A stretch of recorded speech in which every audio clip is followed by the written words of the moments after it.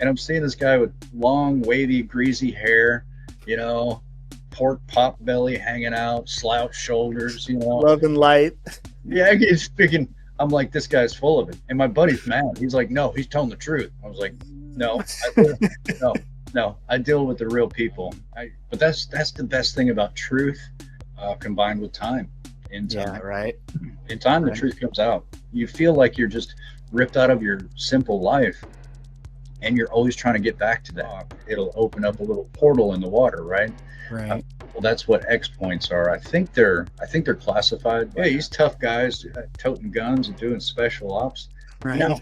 Yeah, how hard it is to just say you're emotional about anything, but there is a craft underground out there. It's sentient. Wow. It is picking up on consciousnesses because that's what it's designed to do. A cricket, a snake, a human being, a cellular phone, screen memories. A giant dino beaver walks by, and it was a gift from the sky people.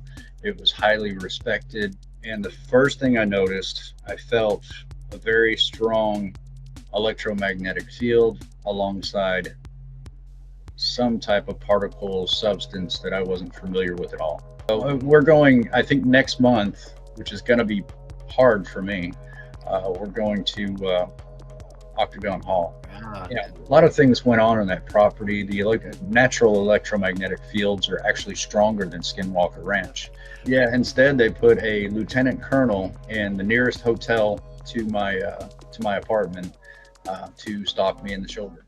More than once, where the DOD walks into a Harvard classroom or another university, and they say, everything you're working on right now, we're commandeering. Everybody gets an NDA. If you violate your NDA, you go directly to prison. You do not get a judge, a jury, none of that.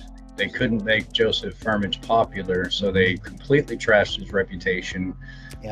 Called CPS on him for abusing his elderly father, which is, he loves his father. He would never do anything like that. Actually, right now, and I think this is the first show I've mentioned it on, but Heidi and I are building a social network from the ground up. Hell yeah. No, I have not heard of this. We didn't even talk about this. Yeah, we're just in the beginning stages. At the time, I didn't believe in anything UFO, definitely. I grew up traditionally thinking that people like that were absolutely insane.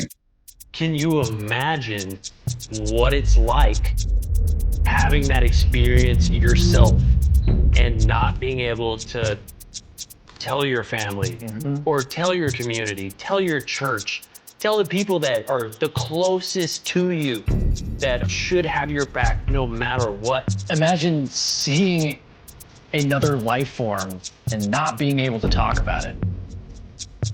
This is happening all the time. People that have gotten to the stage where they have accepted what these ETs have done to them to alter them to be able to communicate with them. He can make a sound with his brain. First you have an alien abduction, then you have an abduction at the hand of humans. Harassment, surveillance, monitoring. There were so many people involved with this story. It just really captivated me. You're dealing with people's emotions. You're dealing with people's lives. I don't fit in this box that you created for me. We are entitled to know what is going on. Has the Constitution changed? No. Are they real? Yeah. Are they here? Yeah. With experiencers, it's always why me? Why does this happen to me? A strong emphasis, not a weak one. And, what do I do with it? Try to figure out and uncover the truth, or try to expose the fact that this is going on in the first place. We are out there.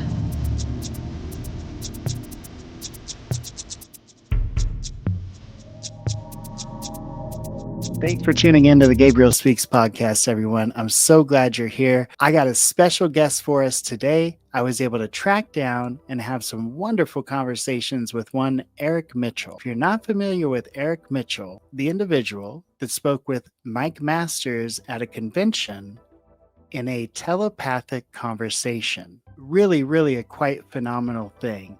I've covered it in a previous episode. I'm going to post the link down below. Eric Mitchell has quite an impressive story himself, going beyond that Mike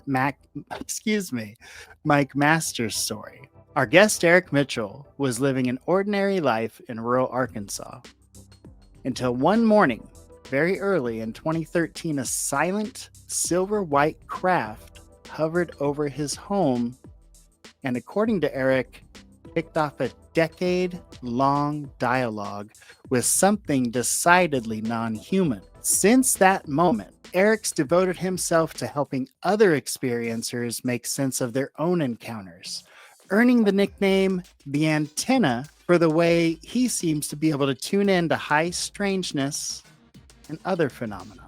Today, we're not just going to unpack his sighting, or sightings, plural. We're going to dig into how one single morning basically reshaped his entire life and worldview, how it affected his personal relationships, professional relationships, and how he established new relationships in the academic field. Unprecedented advancement of his IQ since the interaction with the phenomena. So settle in. We're going to unpack the sighting, as I said. We're going to unpack what Eric's been working on since then, a couple of events he's experienced, and we're going to talk about his next project, which is very exciting. And don't forget to check out Eric's first documentary, Experiencer. Thanks for tuning in, y'all. Don't forget to like and subscribe down below for more updates, interviews, shows like this. I appreciate you stopping by. I hope you enjoy the interview as much as I enjoyed having Eric on.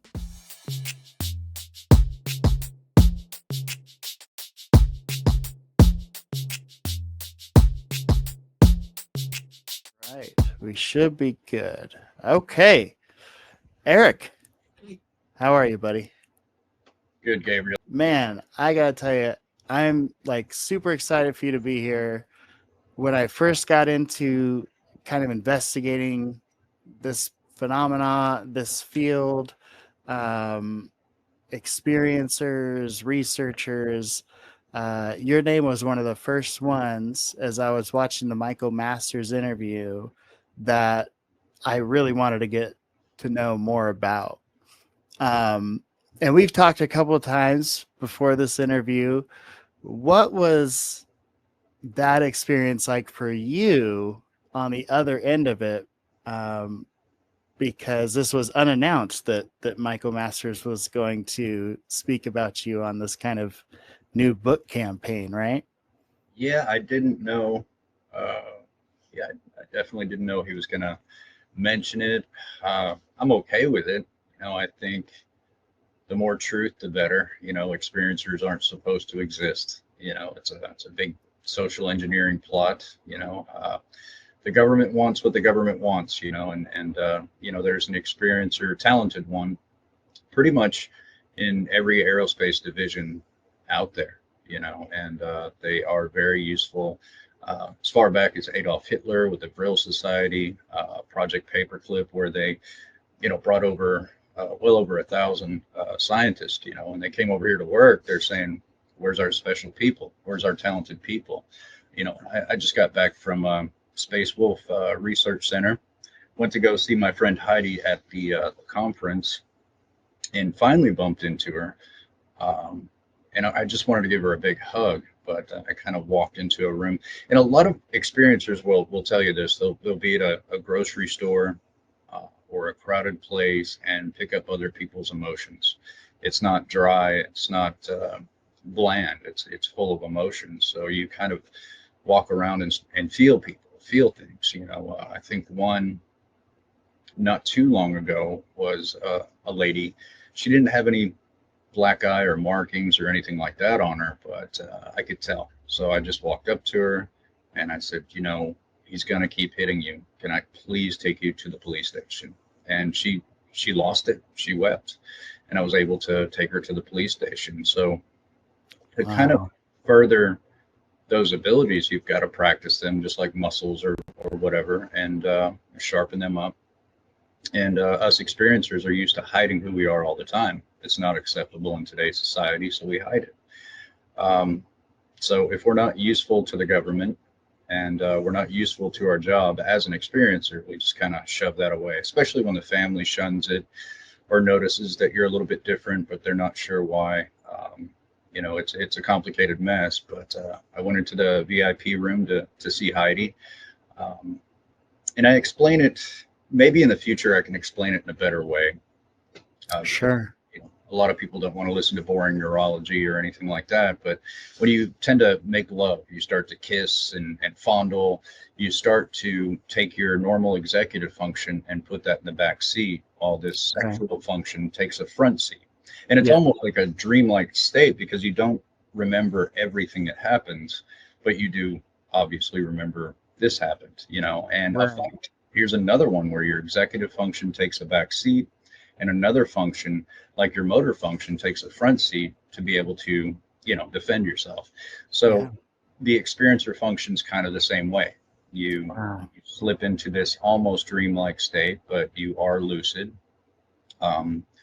You realize you're in that moment, that, and you start to connect with another human being. Now with Mike,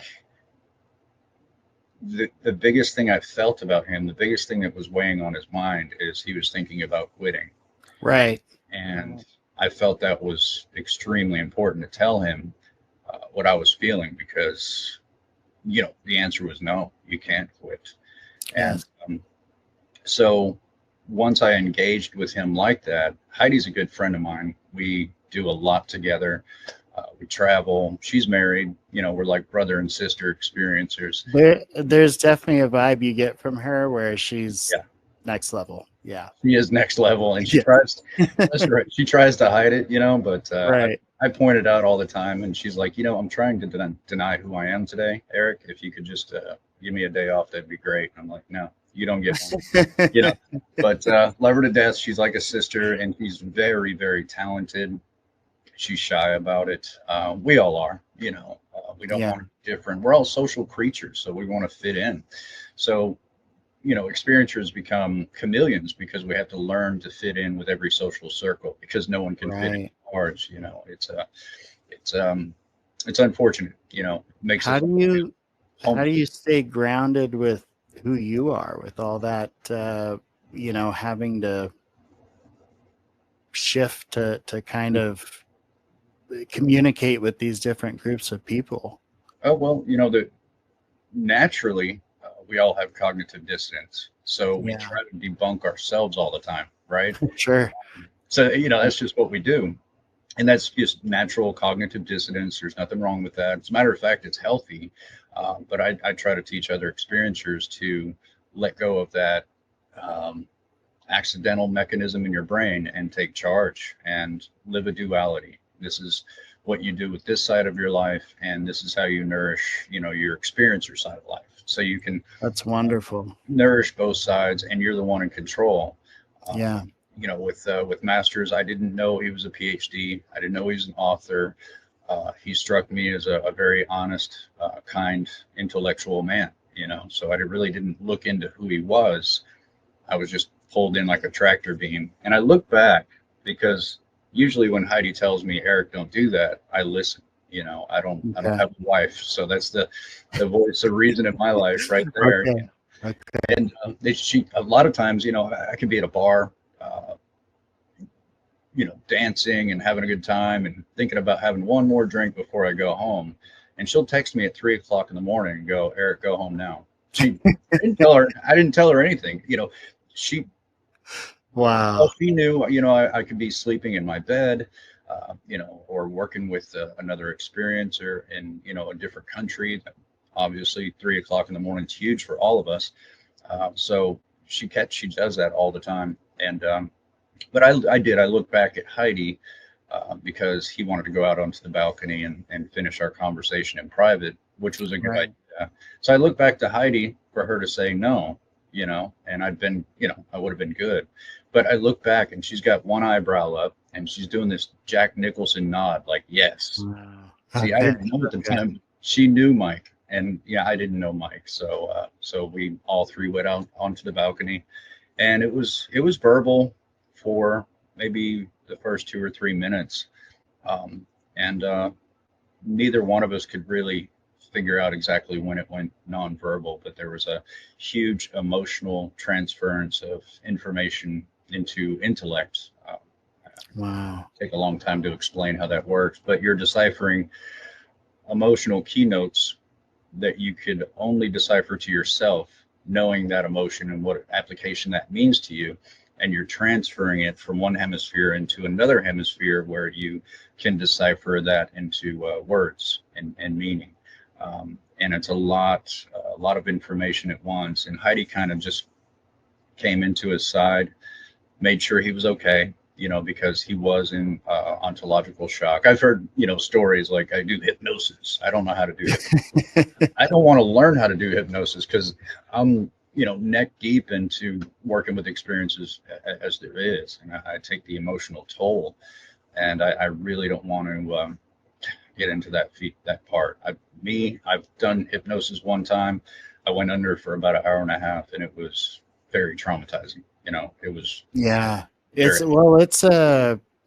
an interesting state to volunteer yourself, to open yourself, but you'd really have to kind of trust that person, right? Like, yeah, you do. I don't know if I would just call a guy from the phone book and ask him to hypnotize me, because who knows? Yeah, it took me, I think, about 15 coffee dates before I would ever even go into this man's office. I was scared. Right. I didn't know what to expect. And Right. of course, I felt my head drop. Everything went black. And then I picked my head back up and I'm like, wow, it almost worked. And he looked at me and he said, you've been under for an hour and a half. And I'm like, what? No. Oh, shit. So he had the tape and I listened to it. It took me over a year to listen to the whole hour, whole hour and a half, because I would get to a point where it would just be so traumatizing. Just got to hit stop and put it away for a while. Wow. It's difficult to hear yourself say these things, and it's not, your subconscious doesn't know how to lie, so it's just telling you the facts. The rest of our brain knows how to lie to ourselves and all kinds of stuff, but your subconscious is just matter of fact, and it's like a lie detector test. So when it comes out, it's just like, well, I can't run away from this now, and you've got to put your foot in the pool and not know what kind of temperature it is. So it's very hard. And I've also heard people say that we were all on drugs and none of it really happened, which God, myself, Heidi, especially Masters, none of us will ever do drugs, so right.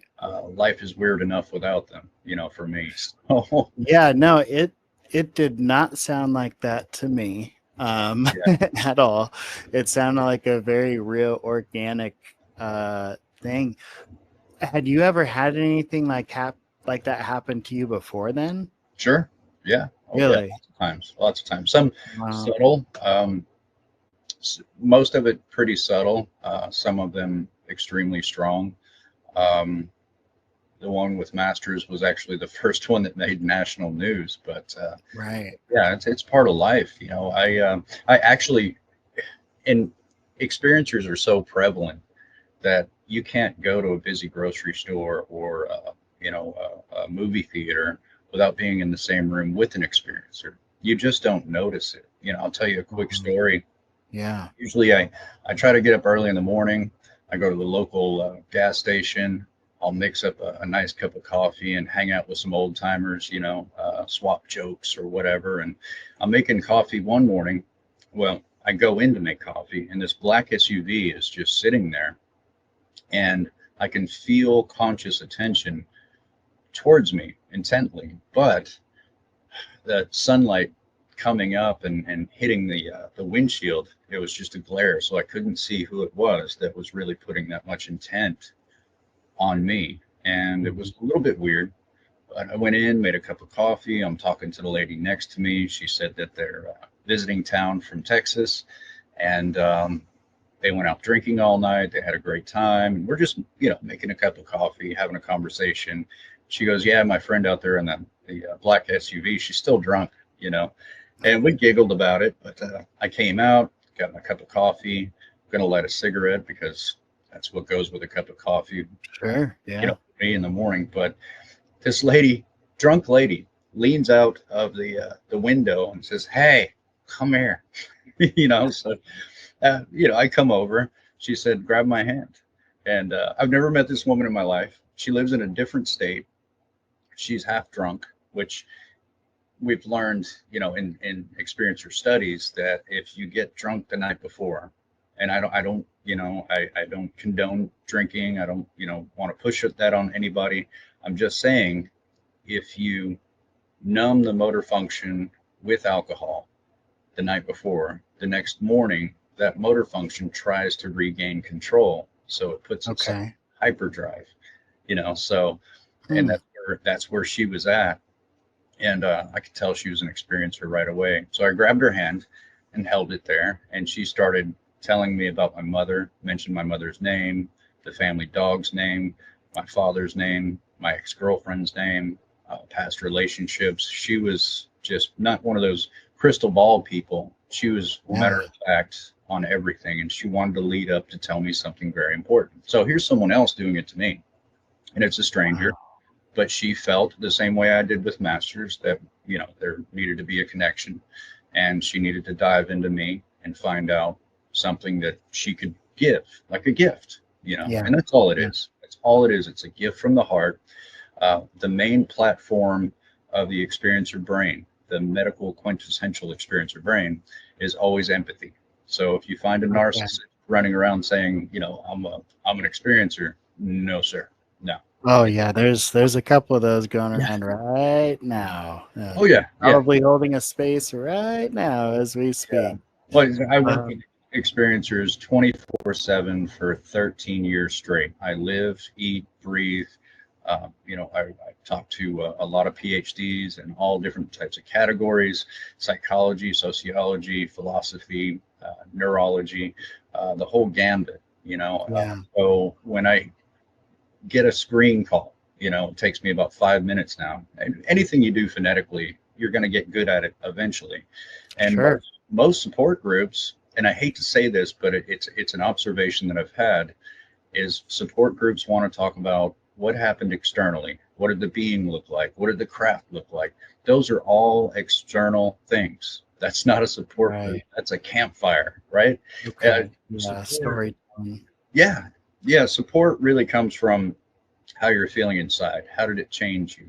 How are you dealing with daily life? That's the kind of support that needs to be out there, instead of storytelling, which it's difficult to do. And I'm proud of people that can open up and talk, but really the inner experiencer really needs to be worked on. And it's so rare that I've gotten a big reputation all over the world without even having a website. So support groups run across someone. I don't advertise, but my phone never stops, So I can imagine, like, people must constantly reach out to you trying to get a grasp on this thing. Right? What are some, like, just in general, some tips that you give out that might help somebody right now watching this that is going through that? It really depends where they're at. It is a process, kind of like the death process. At first, you can't believe it. I just saw him yesterday. He looked healthy. So there's that initial shock. And then, it goes completely into obsession. I have to learn everything about this. And I call that the mashed potato mountain syndrome, because what they have to do is they ignore their spouse, their kids. They kind of slack on work a little bit. And they don't realize that their entire attention span is going to try to figure all this stuff out, which that's the very first initial face in the sand for every experiencer, is how do I refocus my life, fix my marriage, pay more attention to my kids. And in the very beginning, it's a little difficult, but once you kind of just be an ear for someone like that and allow them to express whatever they're feeling, it starts to come out, and once it starts to come out, they finally told someone for the first time, it's the biggest medicine that they could ever imagine. They're better off in their marriage after that. The very next day, they're playing with their kids. They're a better employee at work because they got all that weight off their shoulder. And finally, someone is telling them that they're not crazy, And mental illness does make up maybe 2% You'd think there'd be like a bigger amount, maybe 50%. Yeah. But it's really not. It's really not. These people are trying to convince themselves that they're crazy so they can have a normal life after that. Yeah. I mean, 2% sounds low, Yeah, when you think about it. So that's but pretty shocking. yeah. But the number one mental illness that tries to attach themselves to this subject is borderline personality disorder, which could destroy one person, could destroy an entire support group overnight. That's how dangerous they are. So 2% doesn't sound like much, but it's very powerful. You get a lot of timid people in a space. They're like scared deer. They're not even ready to talk yet. They're not ready to converse yet. They're just kind of paying attention to what's going on in the virtual support group. Yeah. And all of a sudden, a wrecking ball comes through and everybody scatters. Everybody's gone. And it's like, man, I just had 500 people put together having conversations, and then this guy comes in, just destroys it all, and tries to start a YouTube channel with it. A support. Right. How sick do you have to be? But it does happen, and and you take it personally at first. It hurts at first, but over time you just kind of learn the beast that you're dealing with, and try to learn how to slay it from every direction. And so I get run over a lot, but they're lessons. Every one of them's lessons along the way. Yeah, even the failures, right? Like, even the, and you will have many, but even the failures that you have, you will take something away from it that will help you next time. Yeah. Really does. All right, so let me ask you this. We'll ask some questions our subs might want to know. So, you've been asked this before, going back to 2013. In Arkansas, the craft appears near your home. What were you doing in the minutes before everything changed for you? I was sleeping. I woke up I was standing outside of my own front door, and I'm looking around like, what in the world? Thought maybe I sleptwalked.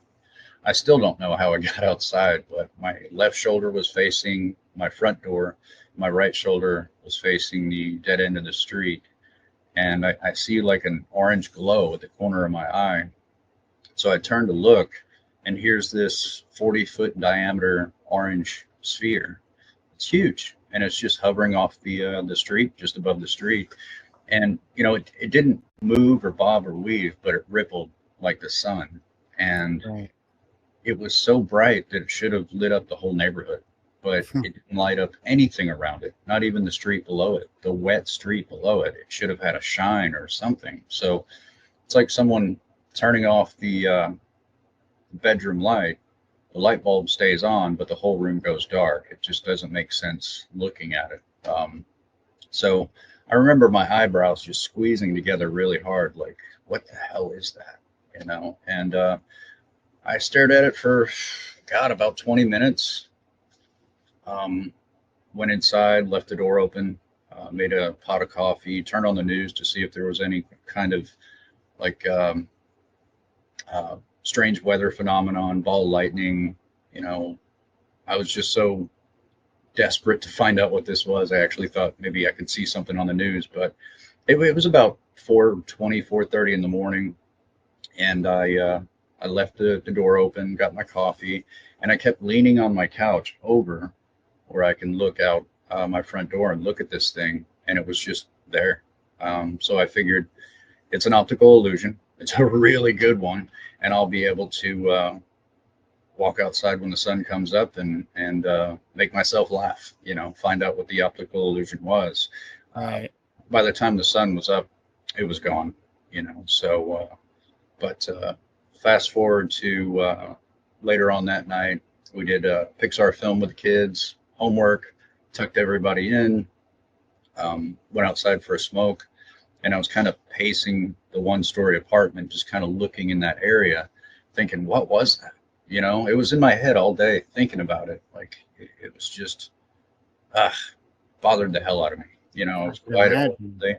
So I'm looking in that area, and all of a sudden I see a tiny orange light, and it slowly turns on, like that till it gets to about 40 feet diameter, and then slowly dims out and nothing but blackness.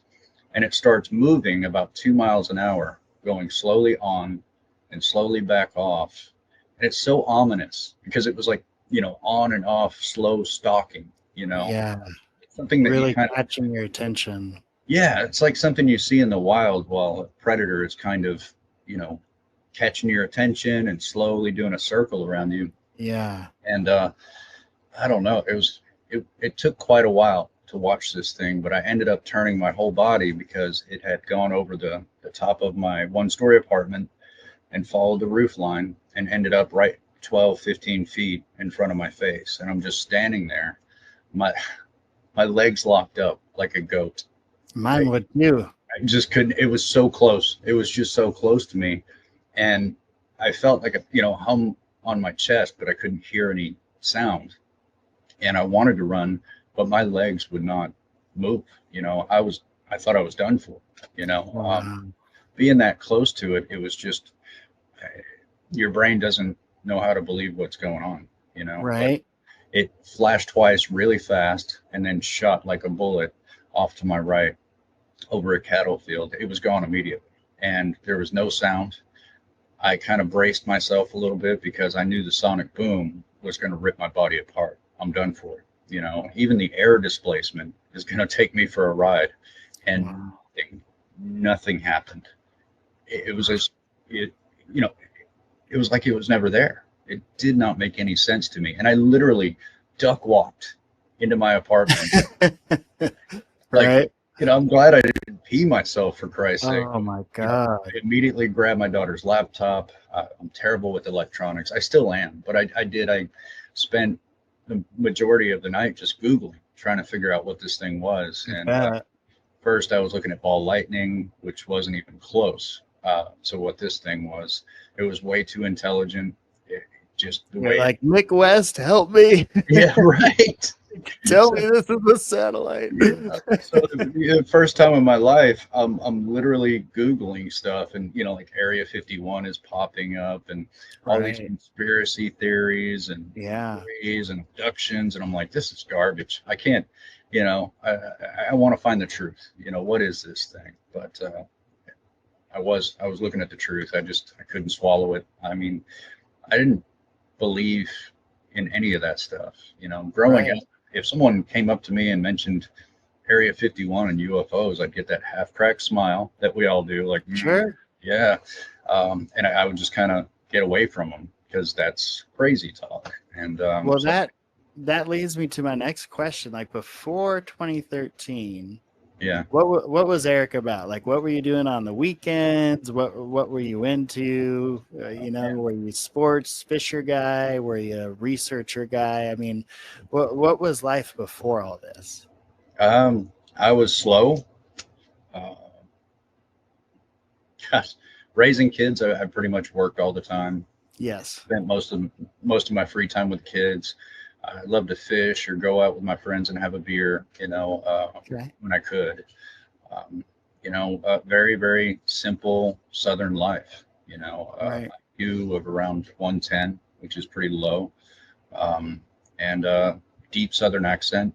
I spoke very slow, and I didn't research anything. I wasn't really smart enough to. Or didn't care to. Yeah, I didn't care. Yeah. Simple Yeah. life, just very simple. Around here, that's just how it is, and Sure. I still always come back home and enjoy the simplicity and the honesty of Southern people, the hospitality, the realness in people. Yeah. If you go into a bar at 8 o'clock in the morning, and hear old Earl talk about seeing a Sasquatch while he's out hunting, you better believe it. He's in church every Sunday. And you're just raised not to lie about things, or I love it. you put a bullet in your butt, So, but it's just it is a way of life around here, and just very simple. So I did undergo severe savant syndrome, which I didn't have any insurance at the time, and tell us about that. What was that like? Gosh, I wish I could articulate it. Sure. It's almost like, well, I'm a smoker, so I can explain it that way. It's Okay. almost like you're out of cigarettes. You don't know what cigarettes are, but you have to have it. So Oh boy. my brain was kind of just freaked out that I just needed to fill it. It felt so empty. So I Okay. started, reading books, watching YouTube videos, and it wasn't on UFOs. I was looking at nature, quantum Just physics. anything. You're all- like Johnny Five in Short Circuit. Like just Yes. input. I was, yeah. The ladies at the library were just like, "Oh my God, what is this?" It's like here's a dumb redneck that would check out a book on fart jokes, right? And all of a sudden, I'm like, y'all got anything on quantum physics? I really need some quantum stuff, Right. I That's couldn't spell fantastic. quantum at the time, but yeah. And these ladies slowly watched me within 6 weeks go from being extremely slow to rapid speaking and stuff like that. Wow. So, and my friends as well, they're just like, you talk so fast, I can't understand the big words, and I'm Yeah. like, no, you're talking slower. you're doing it, What was there a cost to some of your friendships? Do you feel like maybe you Yeah. lost some friendships because of that? A lot of people in town were saying I was calling the devil down from the sky. Okay, that almost sounds like what Bloodsoe describes. Right. Yeah. That's what you go through. That's how Yeah. people react to you. And, my case was, I think, 7 years after his. Mhm. And one of his investigators left his case because he wasn't happy about the way it was being conducted. Chris is real, by the way. Chris, when I hear him speak, there's just something about him. He just seems like the most genuine, down to earth, straight shooter guy. It would be so hard for me to believe that guy's running some kind of an op or something. No, he was the first experiencer I talked to. My lead investigator worked with him.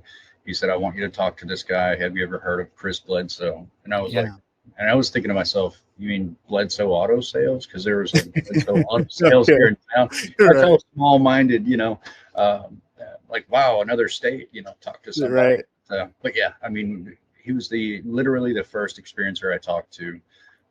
We talked for a couple of hours, and he remembers what it was like in the very beginning, how shaken, all that stuff. So he was very insightful about, what was going on with me.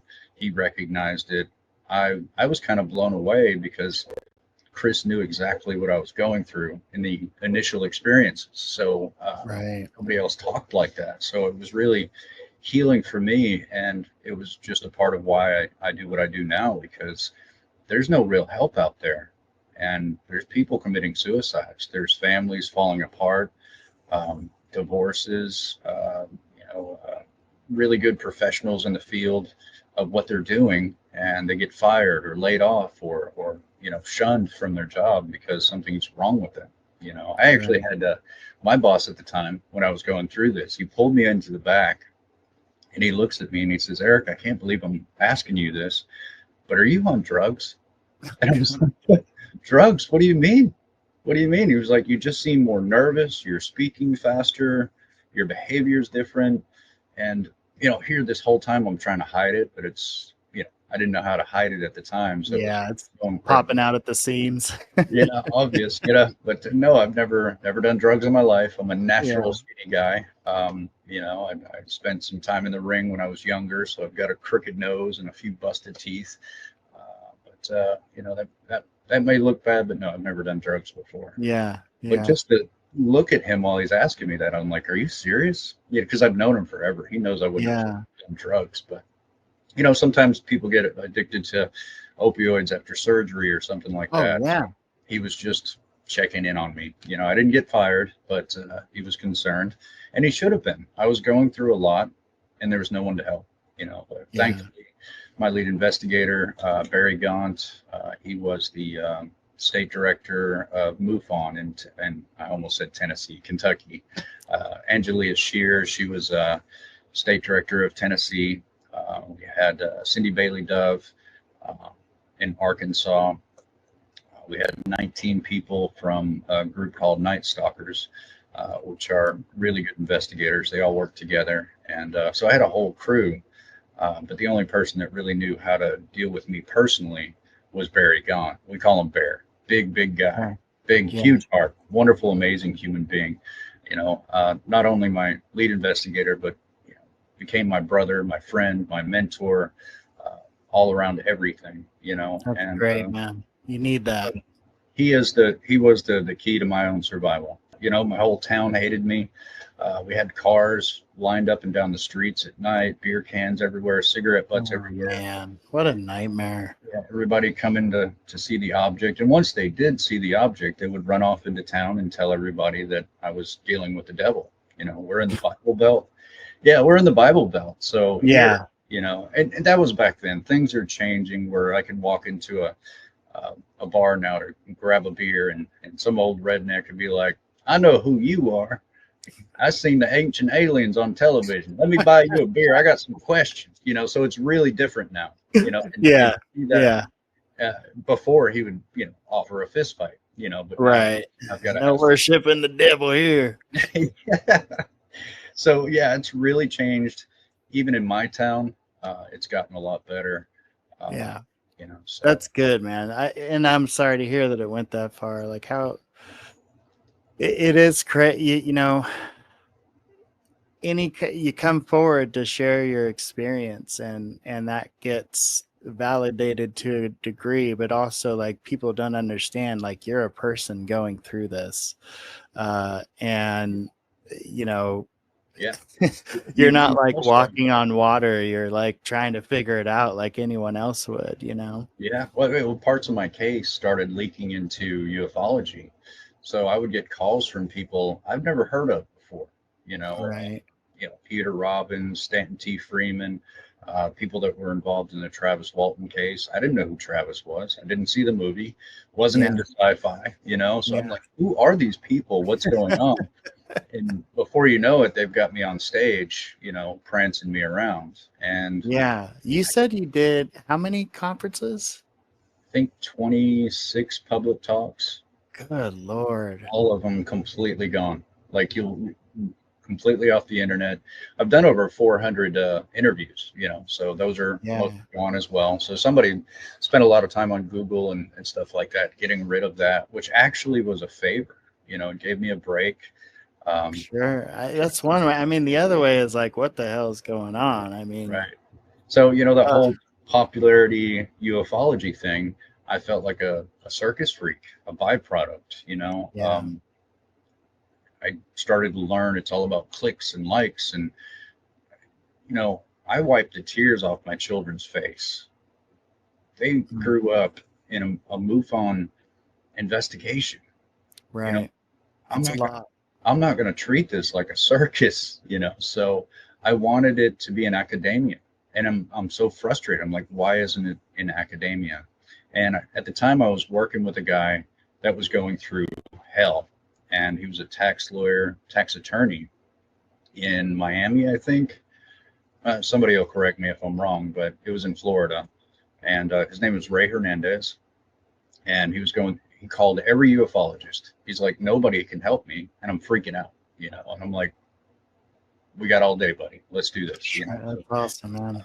We became friends. And he's a brilliant man, PhD, Berkeley candidate. Which is hard to pull off just that, And He, I think he probably would have had several PhDs by now, but he is a mover and a shaker, and that's one thing I love about him. He's getting stuff done. Yeah. Not writing papers. So him, Dr. Edgar Mitchell, he was the sixth man on the moon, Apollo 14, I believe. Right. And, so all three of us get on the phone one night and we're talking about it. And Tuesday nights we would just sit on the phone and have a beer. I think Edgar would have a scotch. He makes a little more than the rest of us, being an astronaut and all. But we got into a bit of a buzz, and then talking about why isn't this in academia? Right? I mean, it should have been 80 years ago. So we kind of just talked back and forth. And the next morning, all three of us woke up. We're sober, and we're like, actually, it makes sense. Now that we're sober, it actually makes sense. Let's do this. So Ray's all over it. He's like, I can come up with 20 PhDs if you can come up with 10,000 experiencers. And I'm like, Ray, sorry, I choked on myself there. I'm like, Ray, how the hell you expect me to come up with 10,000 real experience? Right. Vetted. It would take an army. But, I've already worked with, several hundred. I knew what I was doing.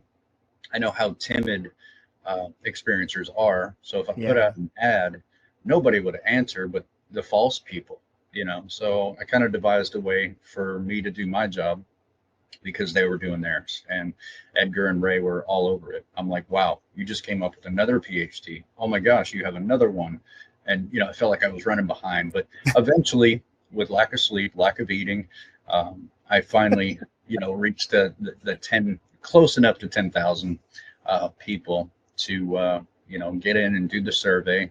I did disagree with some of the questions. They could have been worded more geared toward the experiencer mind. Right. But sometimes you just got to let an argument go and allow it to happen. Pick your battles, yeah. Yeah, pick your battles. That's so true. So true. And so we were able to pull it off. They wrote a 980-page book on, the results, and it was the world's first academic study into experiencers. Well, I got a bit of a endorphin high from this, and I'm like, well, I'm going to reach out to every PhD I can. And I've been doing that for 13 years. It's like chasing the pretty girl that doesn't want you, and you just keep going at it until they finally say yes. So yeah, a lot of people slammed the phone down on me, but now they're calling back, so good. It was worth the effort. And there's PhDs in many, many universities that, I speak to on a basis when they have questions or if they're trying to work on things. So there's a lot of things in the shadows that's not out yet within academia. And to be honest with you, real disclosure is going to have to come from science, not just some crooked politician behind a podium, but true facts. You can't just say aliens are real or NHI is real and then walk away from a podium. There's a lot of questions there. So science can perform how they perform and, come up with answers and not just an announcement, because people aren't just going to swallow an announcement all the way. They're going to need some answers. So I think for me, that's the way to go. But, if you break it all down, disclosure is a single person like me, like you, that you discover that this might be real or it definitely is, and you don't have time to be a believer, like me.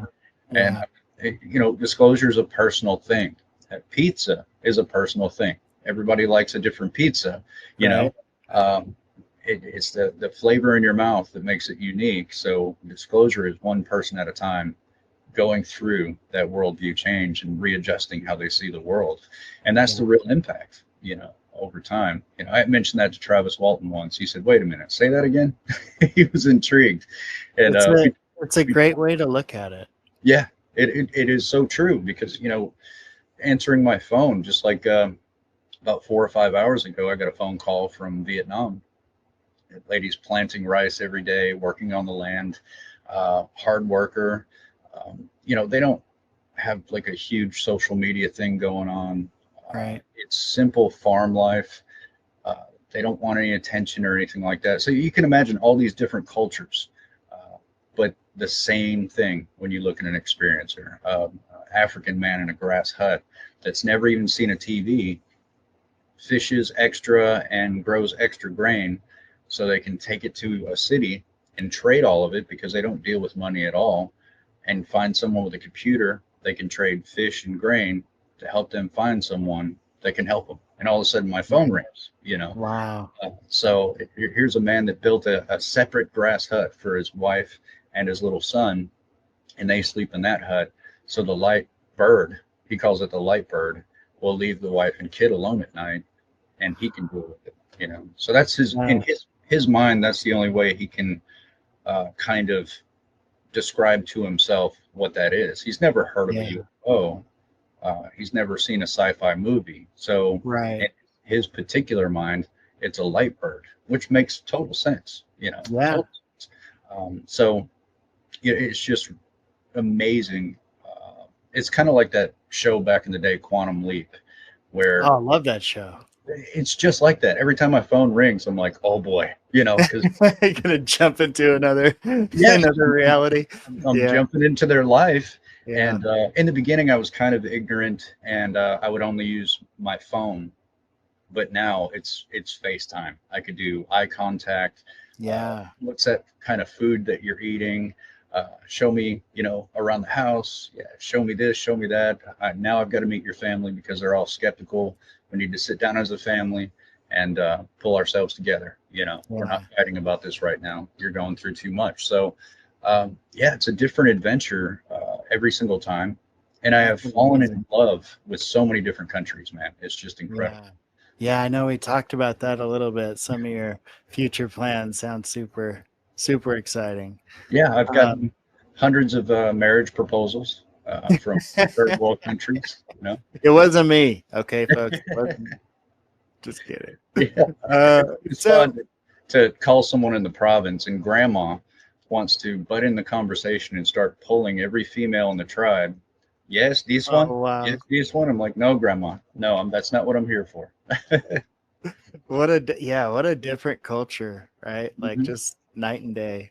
It really is. Yeah, it really is. All right, so I wanted to ask you.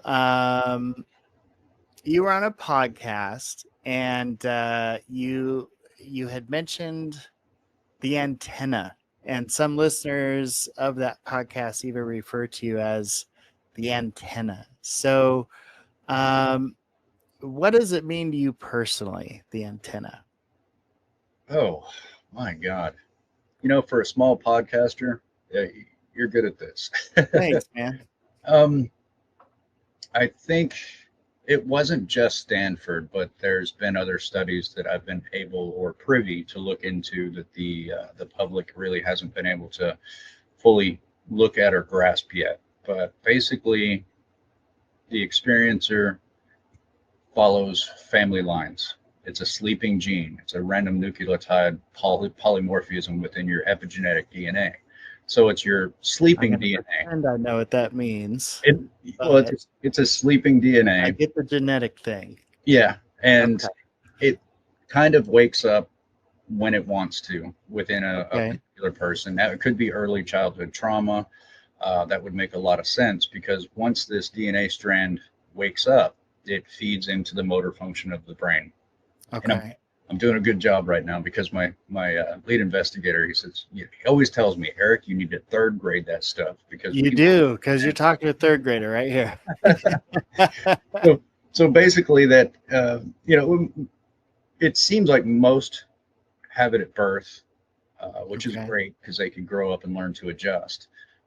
But, there are a big percentage where it happens midlife or during teenage years. I mean, there's so many different, age groups it can fall into, but usually trauma seems to jolt it a little bit, bad, nasty divorce or something like that. Okay. But what it does is it only feeds the motor function of the brain. So it doesn't affect anywhere else in the body. So once it starts going, it doesn't turn off. So your motor function, 20, 50,000 neurons, that's all you need not to fall off your bike or stub your toe, just basic motor function.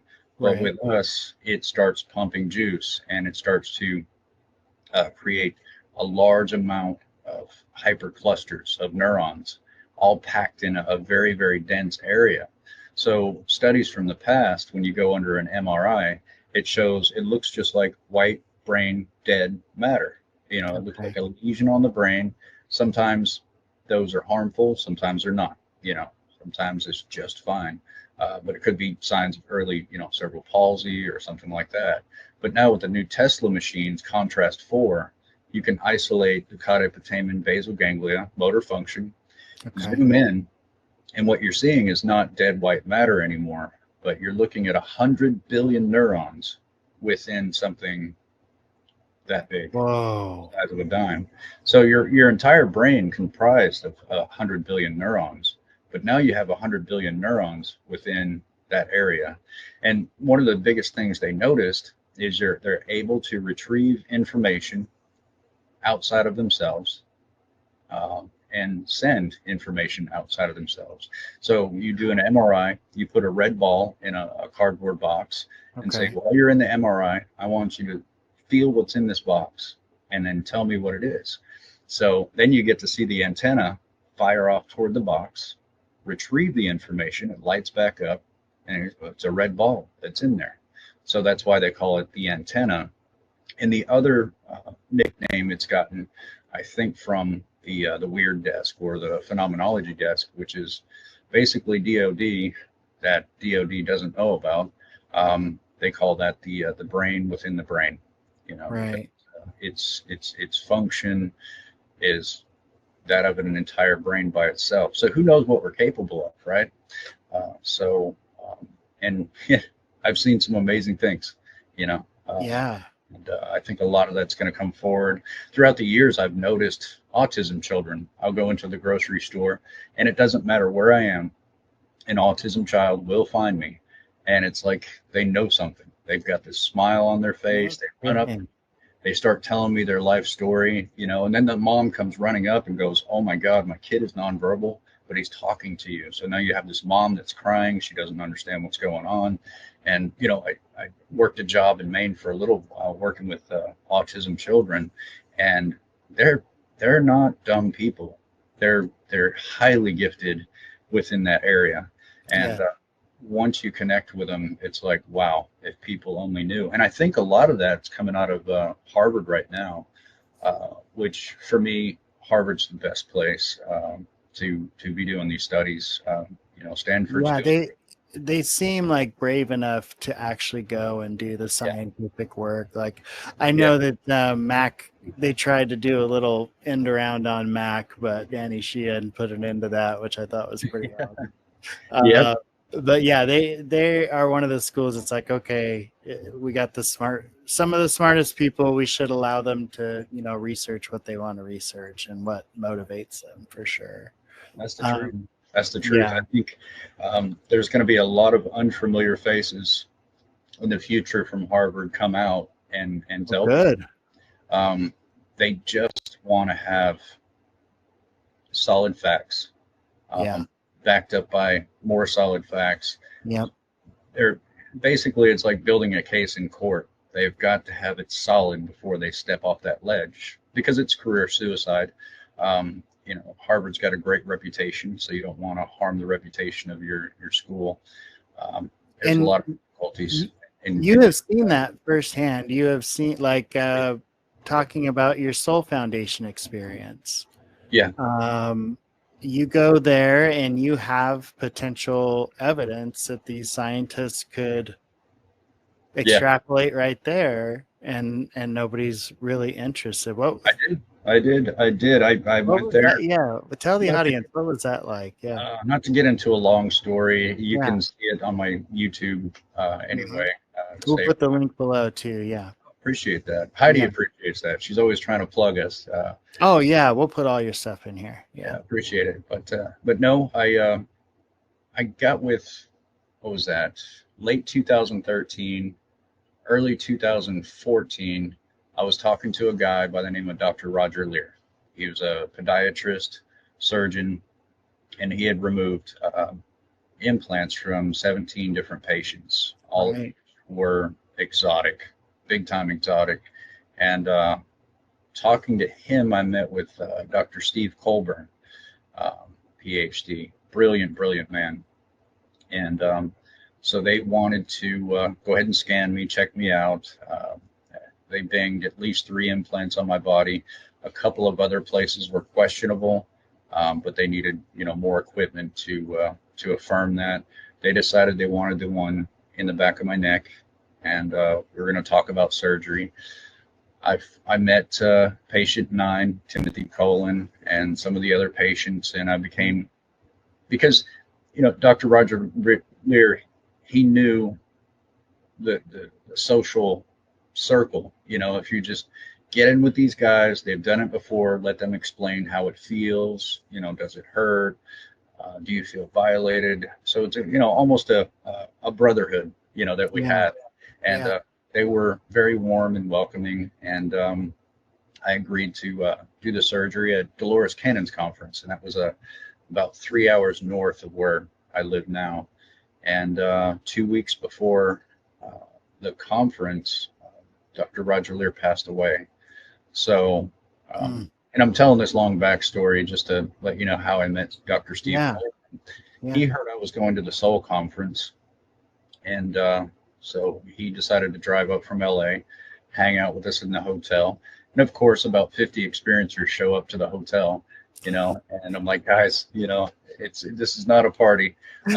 But we had several people up in the room, and Dr. Steve Colburn is scanning everybody with his equipment. And then it was time to put on the UV black light. So you dim the lights, check the skin. And what you're looking for is a cobalt blue type of dye, or you're looking for a green type of dye that's in your skin that can only be seen under a black light.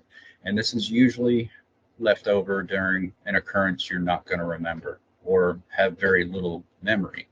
Right. And it's a very painful thing.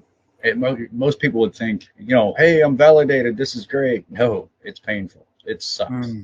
So everybody was kind of having fun with it. There was no implants found. There was no dyes found. And finally said, Steve, Eric, your turn. Come on over here. And I'm like, no, Steve, I just got off a plane. I'm going to have a Jack and Coke and relax. And everybody was like, Eric, come on, do it. So I remember a dream I had the Sunday before that my face was sprayed by something and I was not in my bed. I'll just keep that really short, but strange dream. But anyway, he checked my legs. My implants went off 1.6 gigahertz, I think. I'll have to check with him. To make sure of the frequency of that one. But I still have the same implants. One in my knee that we killed back in 2013 with a 100-pound neodymium magnet. And it was just an experiment, but we found out with a 100-pound neodymium magnet, these metals are non-magnetic, but with the way they're built or made or however they're fashioned, you can create an eddy effect, electromagnetic bubble. Okay. Using that magnet on your knee or wherever it's located. And 10 minutes a night, just watching TV, it'll release itself from the tissue because it binds to the tissue and the tissue actually binds to it. That's how. Can you imagine if we had that technology, heart transplants, kidney transplant, we'd be saving lives every day, but we don't have that technology. But it eventually lets go and it'll bring it to the surface and it'll be dead. If you want a live one, you've got to do the surgery and cut through the tissue and pull that out. But so he pulls out the UV, goes up my legs, arms, chest, absolutely nothing. Thank God. And because the first time he did it, I had 3 long fingers and a thumb holding my chest like that. And it was very long fingers. And that freaked me out. Holding up, looking down, and I'm seeing a handprint. Nobody could have put that there to fool me. It's real, So he gets to my face, and everybody in the room, it wasn't completely black. I can see everyone's face, and they're all like, "Oh my God!" And I'm like, "What? Do I have a spot? Is there a spot?"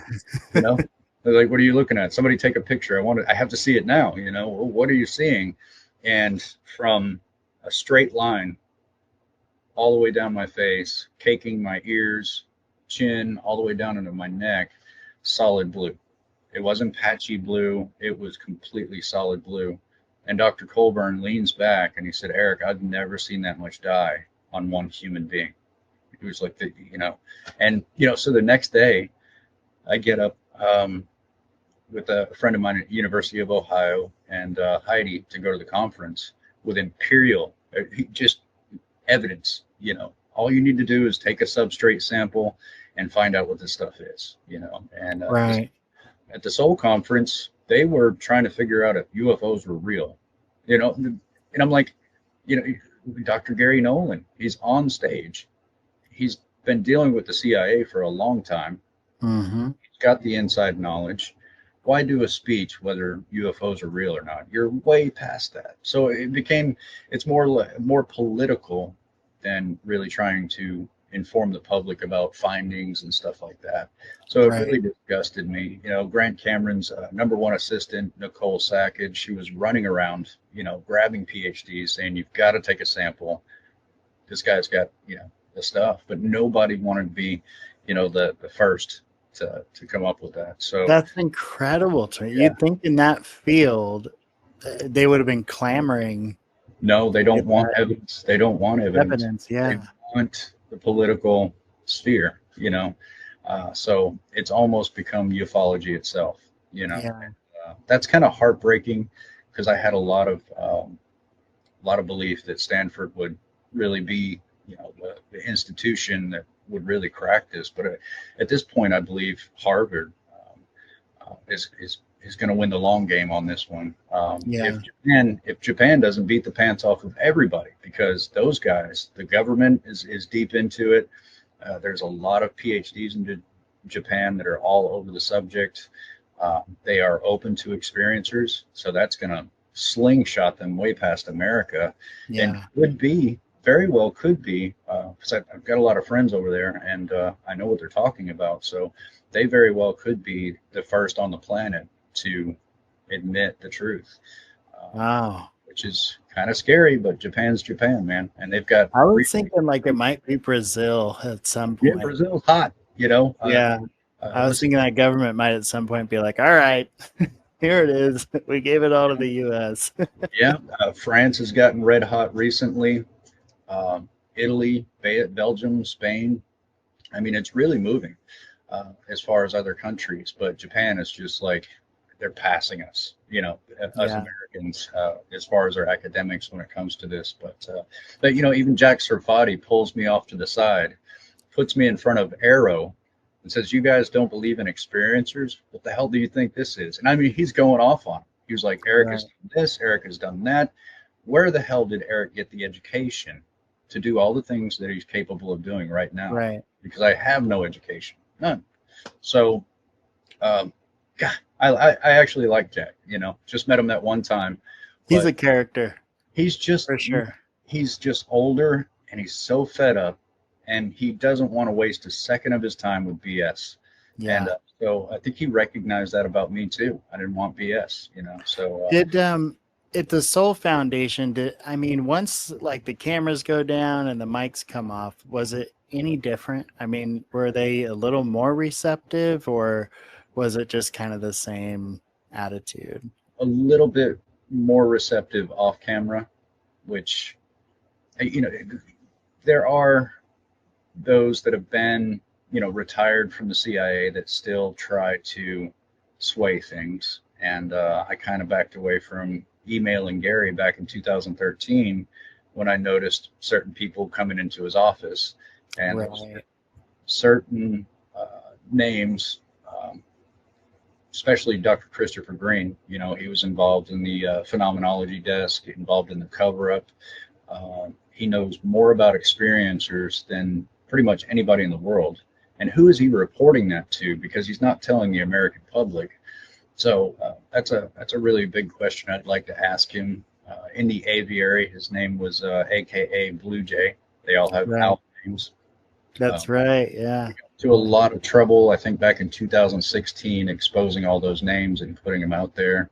My friend Audrey, she still has brain damage. It took me about a year and a half to survive the attacks. Got me in a pretty bad situation. But that, it fueled me. It didn't stop me. It pissed me right the hell off. So I would imagine. More fuel, please. I've got constitutional rights. If you want to kill me and my friends, try to do a better job next time, because you're messing with the wrong hombre. But Mexico, that's another country that's really moving. They're not going to surpass America for sure, but they're working with Americans on what disclosure means for them as well. But yeah, I mean, there's so many pockets right now, like Hollywood disclosure movement. We're going to have not to toot my own horn, but I've had famous singers, famous actors and actresses reach out Um, and there's a lot of them. And reason being is that when you possess that type of motor function, I hate the word channeling, but Jim Carrey, he could channel another character. Oh Perfect. yeah. And that's that same part of that mind where you can get into that or create music without thinking at all. I'm going to grab my guitar, I'm going to create an amazing song, but right now I'm not going to think. I'm just going to feel, and it just flows and it comes right out. Some of the best music ever written, by experiencers because of that ability to pull information, in from God knows where, and Right. just I let feel it. like maybe I've seen a couple of Heidi's violin performances. I feel like maybe where some of that talent's coming from. It's pretty crazy. Oh gosh, yeah, she can get down. Yeah. She picks on herself all the time, but that's what perfectionists do. And of course, she probably deleted half of her performances and stuff like that because she just nitpicks until she's like, I delete it.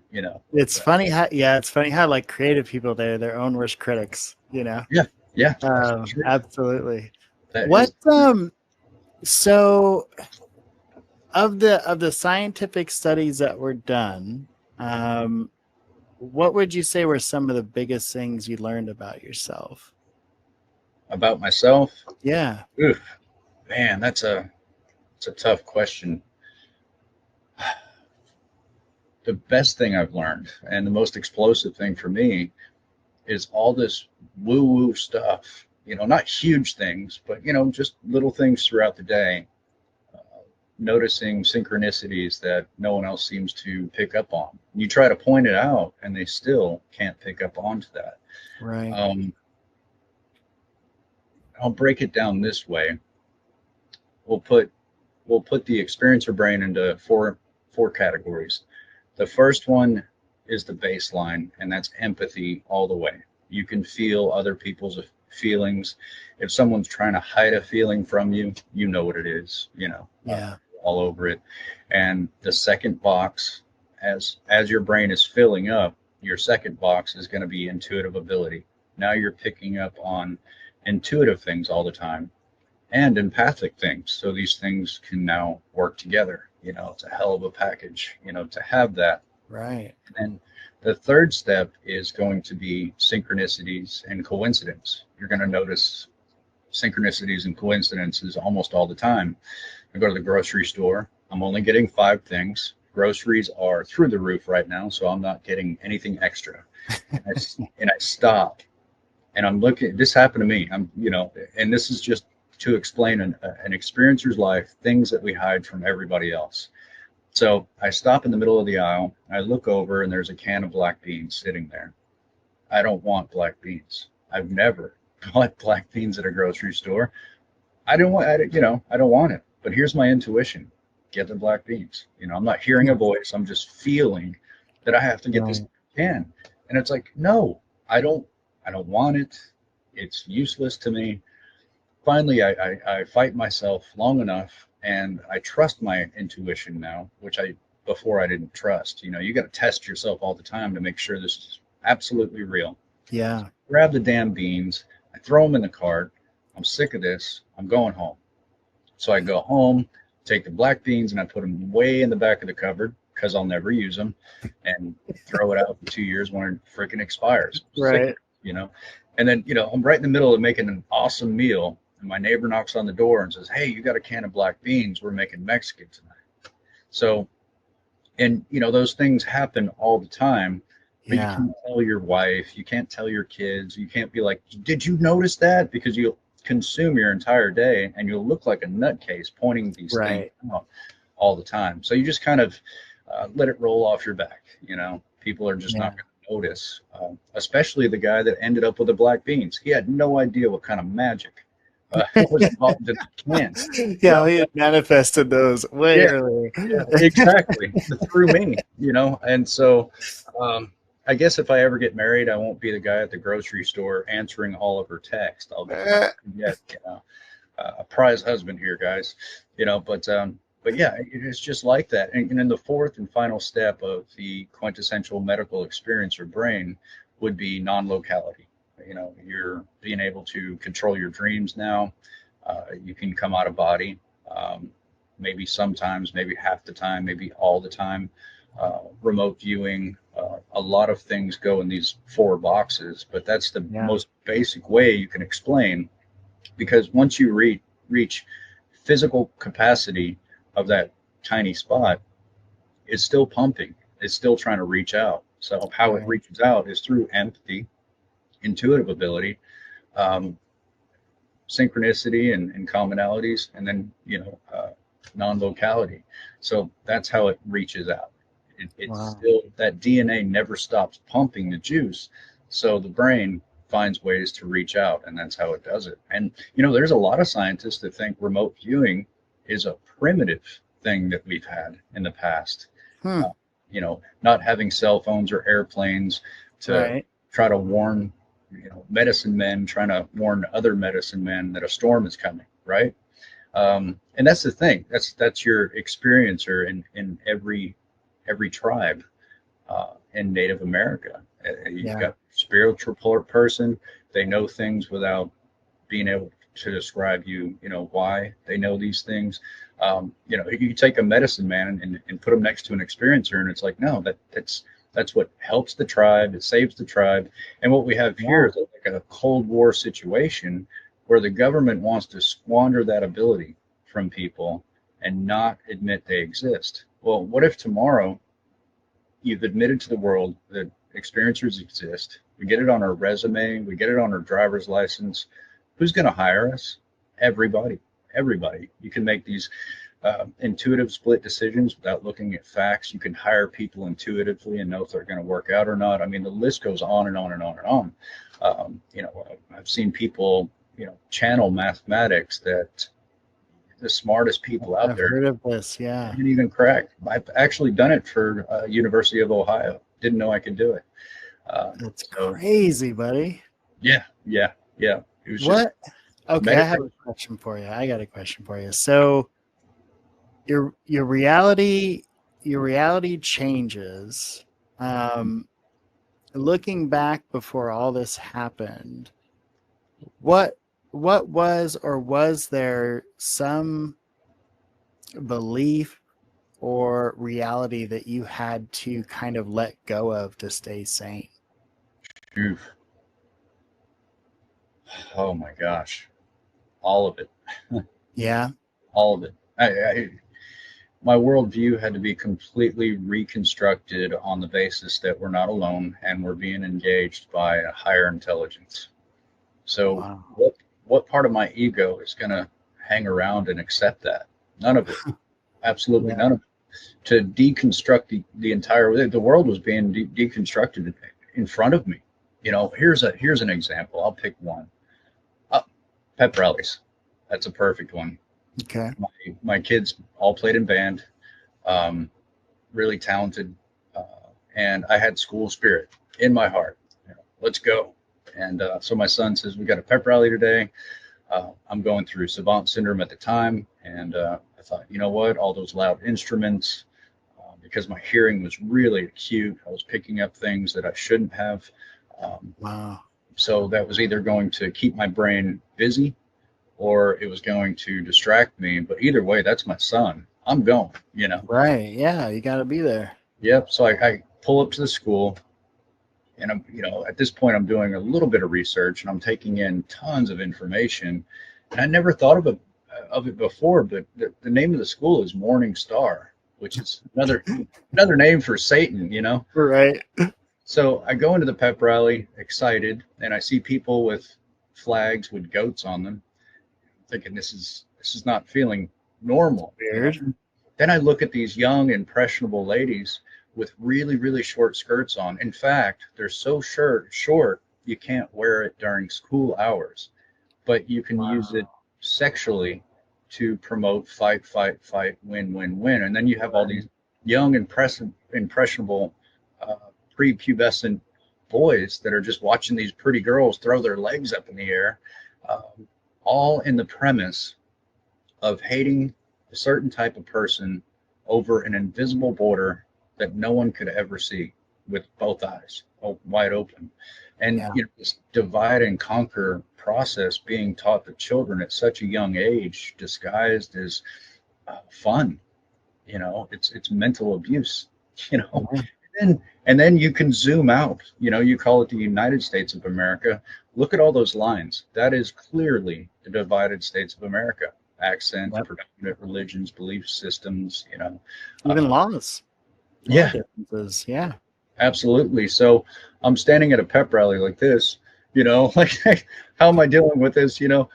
So you like everything you look at is reconstruction. It's reconfigured. It's all brand new. You have to be able to look at reality, knowing that Yeah. reality was never what you've been taught, and you've got to face that alone. Now, do you BS yourself and try to go back under that rock, or do you face it, and Yeah. learn to look at the world in a different light? And I kind of, I do. I get along. I play the game. Yeah. I live an everyday life. I don't voice it out, but I sure as hell observe it all the time. So, Well, what how do do you you think do about that? Yeah. How do you stay grounded in the day-to-day stuff, knowing there's just this whole other world kind of operating? daily practice? And I always wait for an opportunity for someone to say something profound. So, Yeah.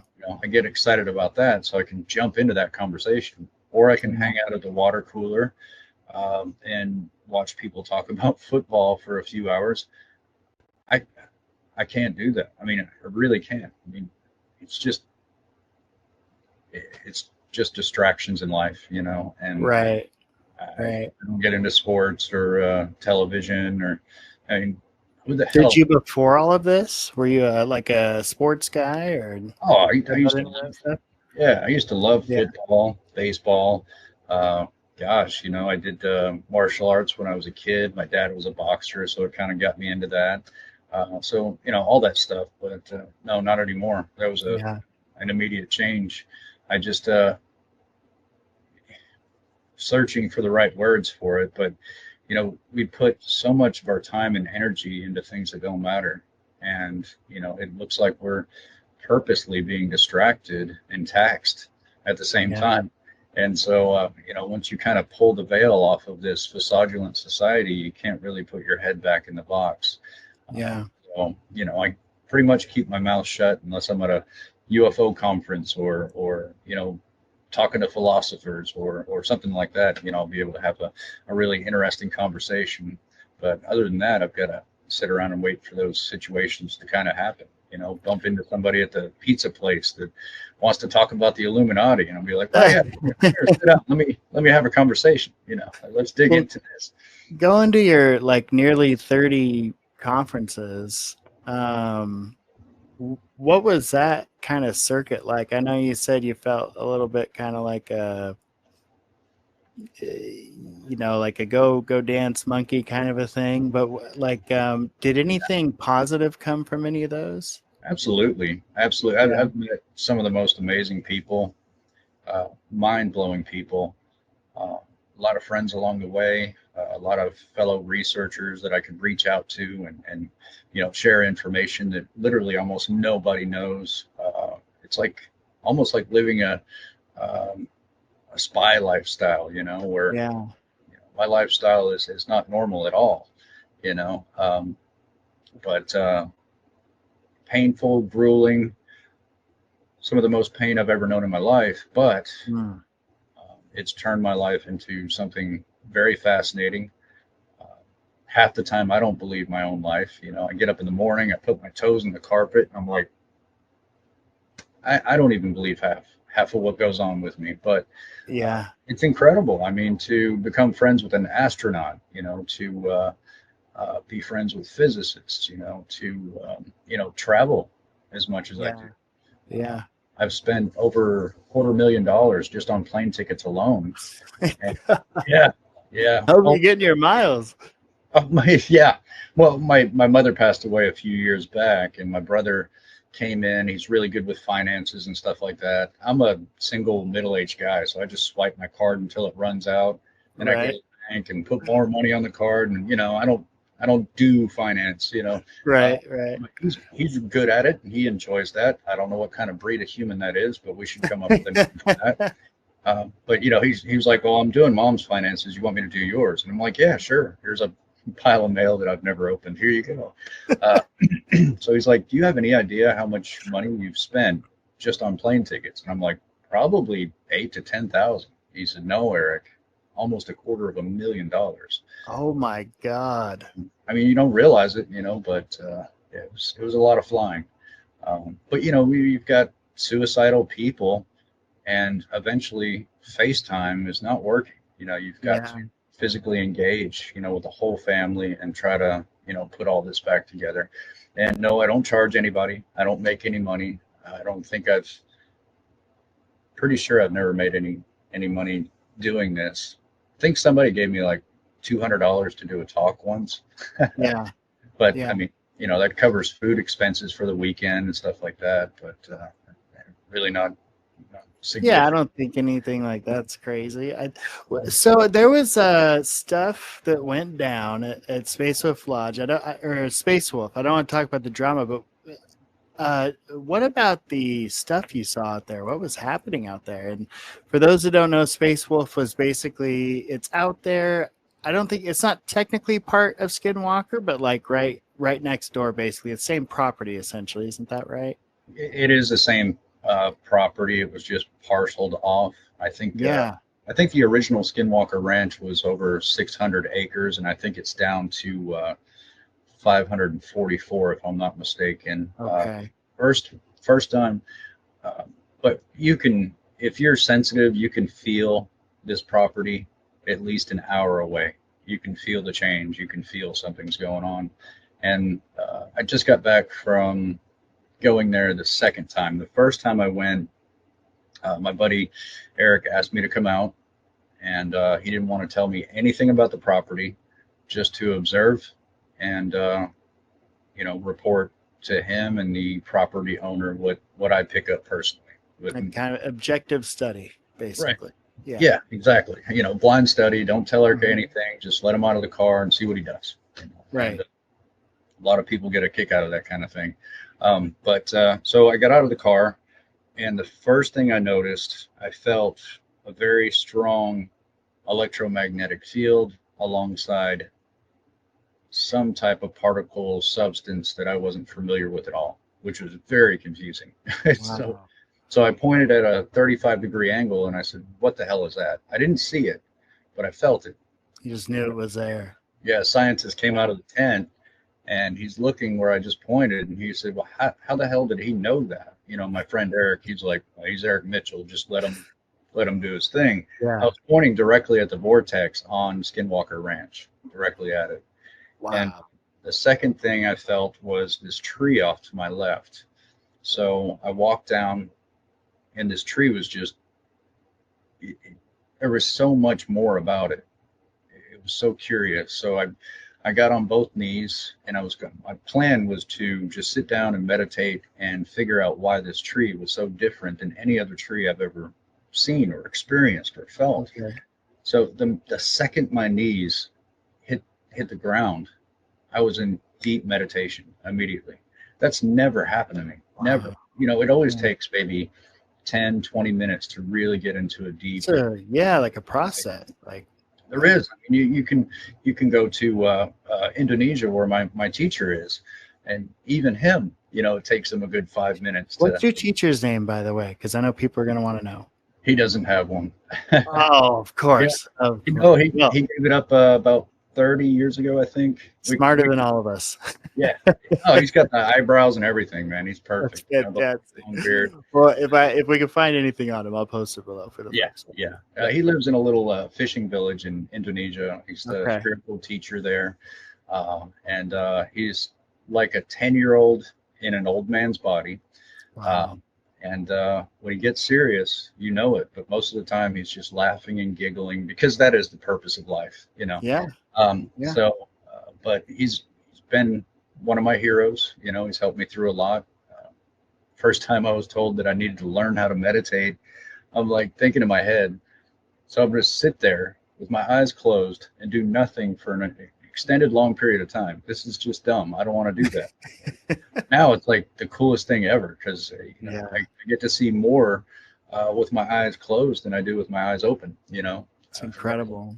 The first time I actually saw laser-like colors and shapes in my mind's eye, I jumped up off my air mattress and ran out of my tent and just kept running away from myself because I freaked out. I'm like, it's like it's a hallucination, you believe, but I kind of rationalize with myself. I'm like, well, I see dreams with my eyes closed, so it's not that scary. I just freaked out, I need to practice more. But that's what happens first. Is you start to see laser-like colors, and then you'll see shapes, and eventually you'll see full screen of people and things and streets and all those things.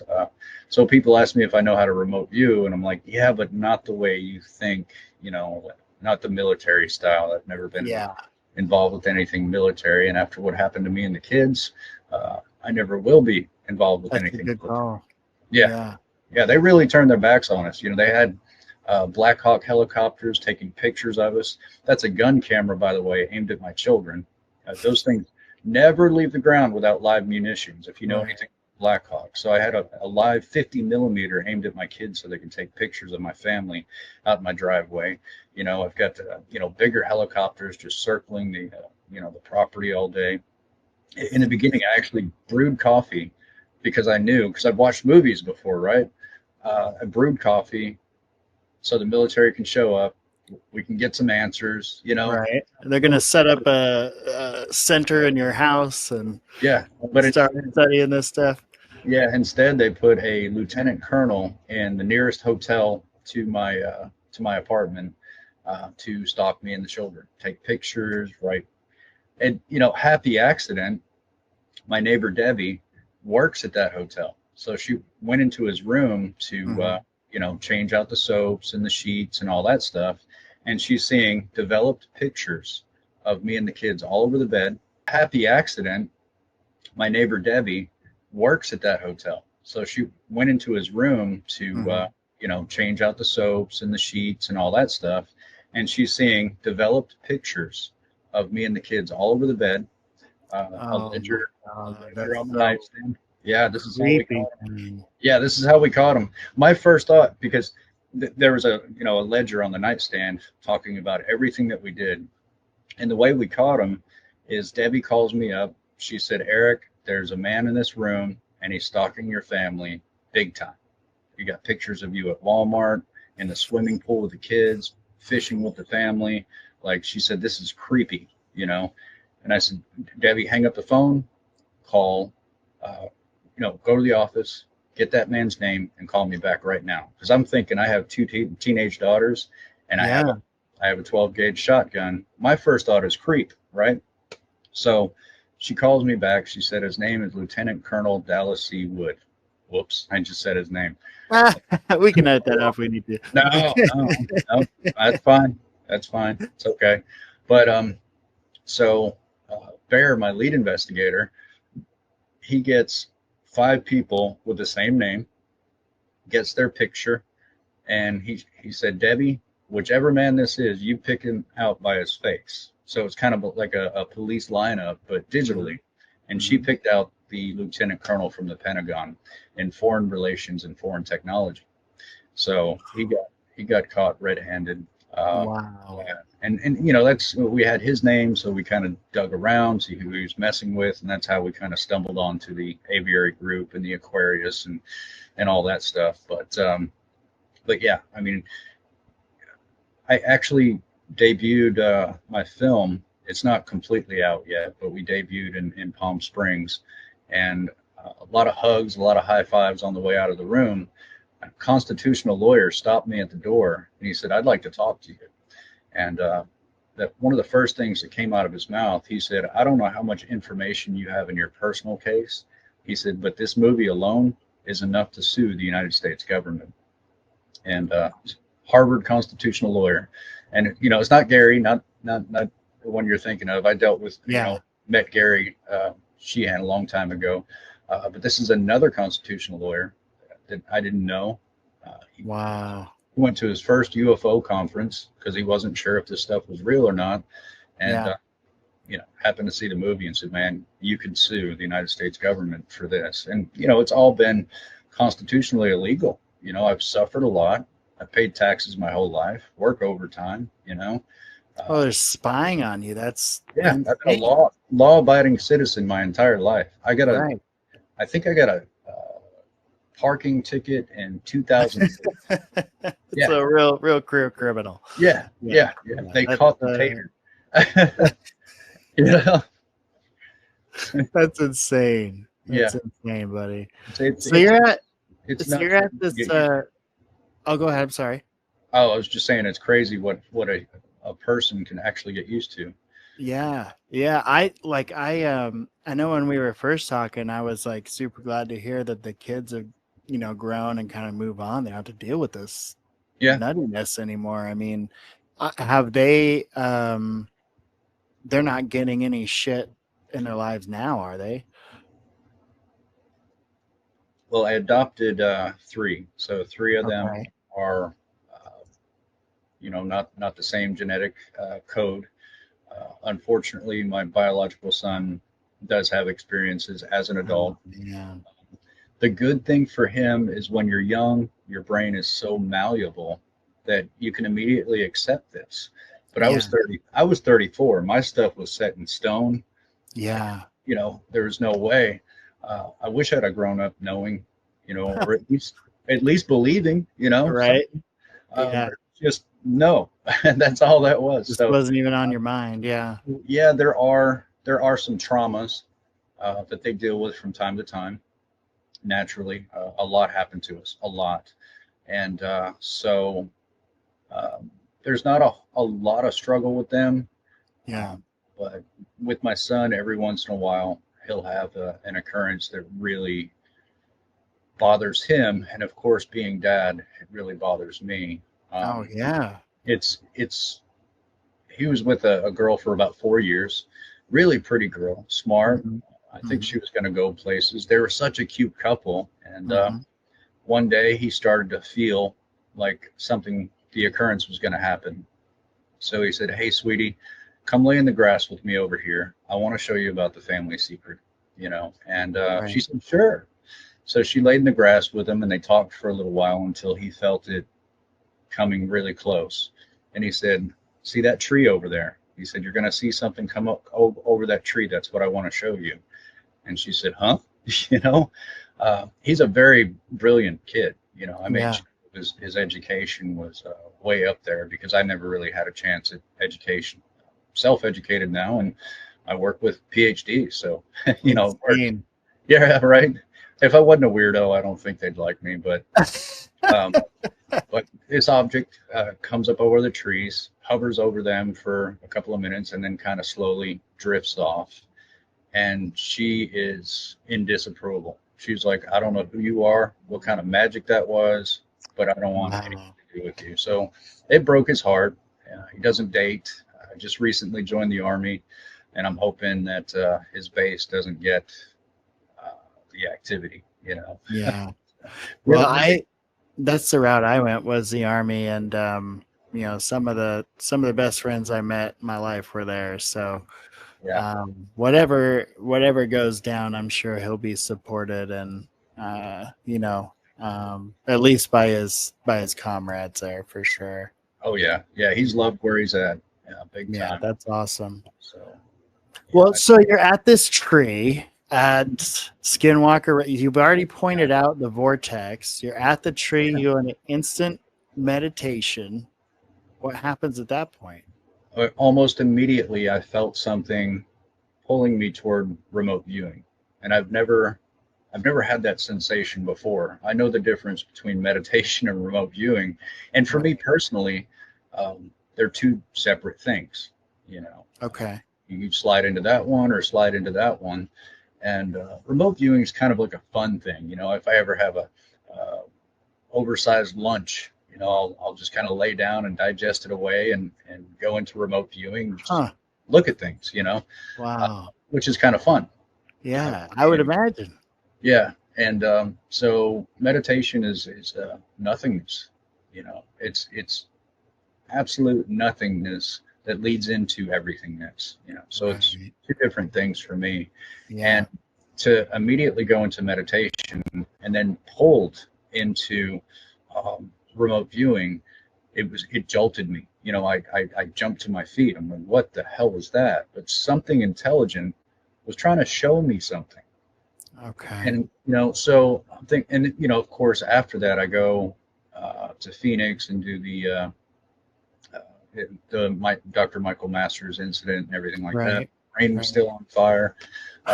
So this second time, I had a couple of years to think about it, and I had for a long time. I'm like, what could it possibly be? That could do that. It's not. It's not going to be a energy weapon. It's not going to be probably not another human being unless they're extremely talented, which is a scary thought if you think about that. So Yeah. I did. I meditated on it. I thought about it for 2 years, and it kind of slowly progressed where I'm pretty sure I had a craft without a pilot. I don't know if you know this, but a lot of these craft are flown by consciousness. I know. Yeah, I know Skywatcher was really kind of getting that out there. Yeah. Yeah, I am talking to them, so Okay. I'll be hanging out with them in the future. I've already spoken to some of their psionics team, and Wow. you know how you and I could be like a chef, right? And Yeah. everybody else in the room is not a chef, so they're not going to understand half our conversation. I like to, Right. I like to plate the reds right over here. I like to plate the mashed potatoes next to the meat, make sure it's got Right. onion for color. You and I can get into that conversation if we were chefs, but other people would be like, "What's it matter? Put food on a plate and feed somebody." I don't get it. So All right. when fellow experiencers or psionics or whatever you want to call it get together, we don't have to wonder if this is the real thing or is this guy a fake.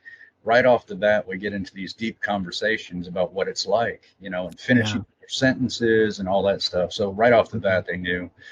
They got me on Zoom with Alex, so I got to talk to the owner, and we had a nice long conversation. So I think I don't work for anybody. That's something that I've learned along the way. You can get stuck in one spot dealing with the human ego pecking order, or you can be a consultant everywhere you go and move as fast as possible. Yeah. So with Skywatcher, I'm a little concerned about the objects that are showing up not matching my clients all over the world. How do you mean? Like which objects? I've seen a list of objects that don't show up during experiencer episodes. So I'm curious about those particular ones, Yeah. Experiencers don't talk about tic tacs. They don't talk about certain objects. You won't hear it. Manta ray. That's something Right. I've heard from Right. experiencers a lot. Yeah. I've worked with over 3,000 people worldwide.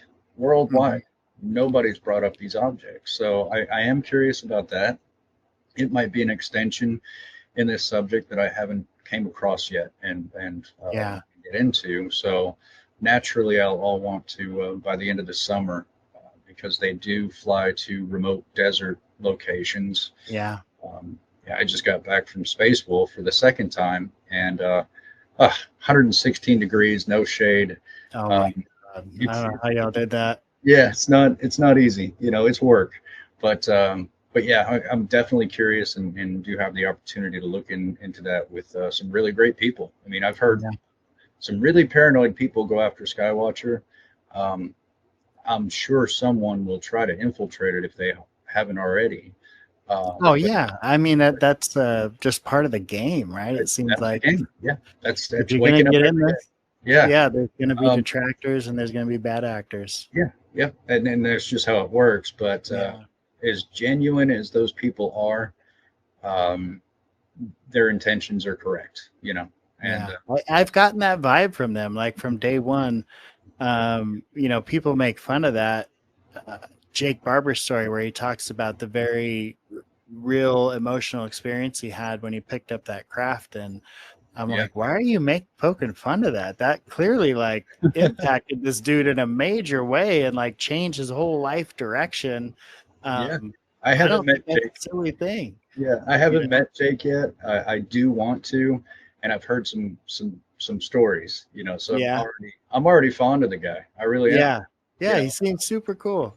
Yeah, like Um, for him to pick up on psionics like that himself, that's just incredible and how it yeah. impacts him. Yeah, he's tough guys, toting guns and doing special ops. You know, Right. how hard it is to just say you're emotional about anything. Right. Especially being a man in America, for Christ's sakes. So Yeah. uh, it's really difficult for him, and he's not in it for anything. So I don't know. People just they're onlookers. It's just like the game of football. You sit there and you scream at a television because you're not in shape to do the job yourself. Absolutely not out there doing it That's the yourself. way I see it. So armchair quarterbacks, is screaming at a guy. You didn't throw the ball far enough. This guy Right. on the couch couldn't throw the ball 20 yards. Exactly. How'd you not see that guy? Right. So it is. I just have to keep seeing it that way. People are like, why would you even talk to Skywatcher? Blah blah blah. Well, because it's my life and I get to do what I want to do. But yeah, the second time out there, I went to the tree, and I was. I'm not gonna lie. I was a little freaked out about connecting to whatever this was, and as soon as I knelt again, just boom, like so much information I couldn't kind of retain it all. But there is a craft underground out there. It's sentient. Wow. It is picking up on consciousnesses because that's what it's designed to do. A cricket, a snake, a human being, a cellular phone, screen memories. A giant dino beaver walks by, and it Oh, really, Lord. how do you have a 5,000-pound beaver after the rain in the sand and not make any footprints? It was a screen memory. So Yeah. this thing, I don't know if you want to know the backstory about what I saw. Absolutely. Yeah. Yeah, well, here's the part where I'm going to sound absolutely insane, and I'm very much aware how nuts it sounds. But this is the kind of thing I do. This is my life. Yeah. So there was a lot of war on that property, and I think it came from, and you've heard of gifting sites, right? Where UFOs aren't crashing, They're given to us. Yeah, they're giving to us. Yeah. So these Indians worshipped it. It was a gift from the sky people. It was highly respected. Okay. And over time, I don't know if it was George Washington, because it was kind of blurry. It was really fast. But basically, our government took this property and says, now all 12 tribes from this area all has to live in this one spot. You have to get along too. Well, the other 11 tribes, because they were all getting kicked off their own property, so the other 11 tribes didn't get along with the 12th tribe. Sure, that was yeah. their property, and now they're invading. Right. So there's a lot of fighting, and a lot of the tribes wanted to take away the sky god's gift, so they started fighting over that. So all the shaman and the chiefs got together and had a meeting and decided they're going to bury it. No more fighting. We're going to have peace on this land. So they buried it very deep under the ground. And it's been down there ever since. It's awake, it's alive, it's sentient, and it's causing all kinds of antics on the property. So you think it's an actual, like a craft? Yeah. And it's down there on the ground. Yeah. Yep. And the craft itself, you think is living, or there's beings inside, or both? There's no beings inside. Okay. It was just a craft that was delivered, dropped off, Wow. for future technology, and all that stuff. And there's gifting sites all over the place. Another thing that I noticed, this vortex is not stopping at a very particular point. It's all the way, it's going through our ionosphere, and there's substance coming in from space. So I presume that it's an X point. Now, if you've got like a little stream that you can look at of water, and you've got some rocks where the stream kind of rushes around a rock, it'll open up a little portal in the water, right? Right. Well, that's what X points are. I think they're classified by NASA, but I can talk about it. I don't sign NDAs. Wow. So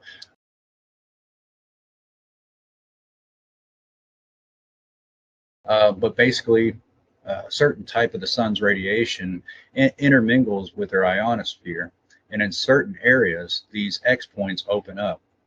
Now, NASA suspects that this is Einstein's Rosen bridge, that you've got these electromagnetic effects and the sun's radiation, and they're kind of swirling a hole in space-time.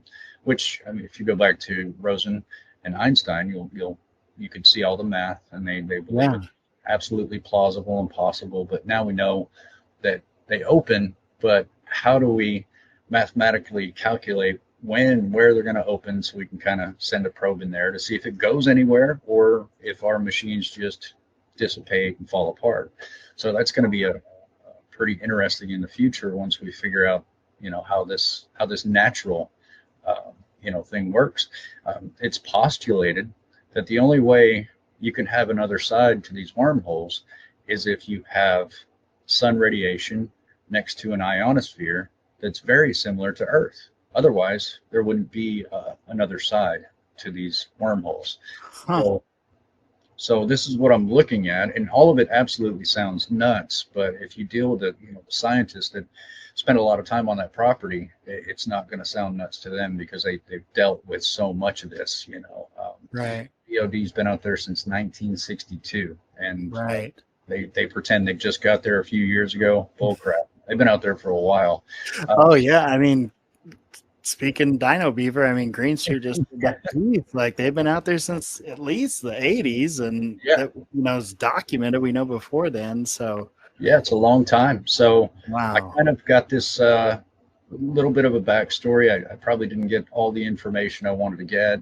I apologize to Ryan. I'm like, Ryan, I did see shadow people. I did see orbs. I did see quite a bit of things alongside Heidi. We had a third person with us that just wasn't capable of being in that place, Right. or paying attention.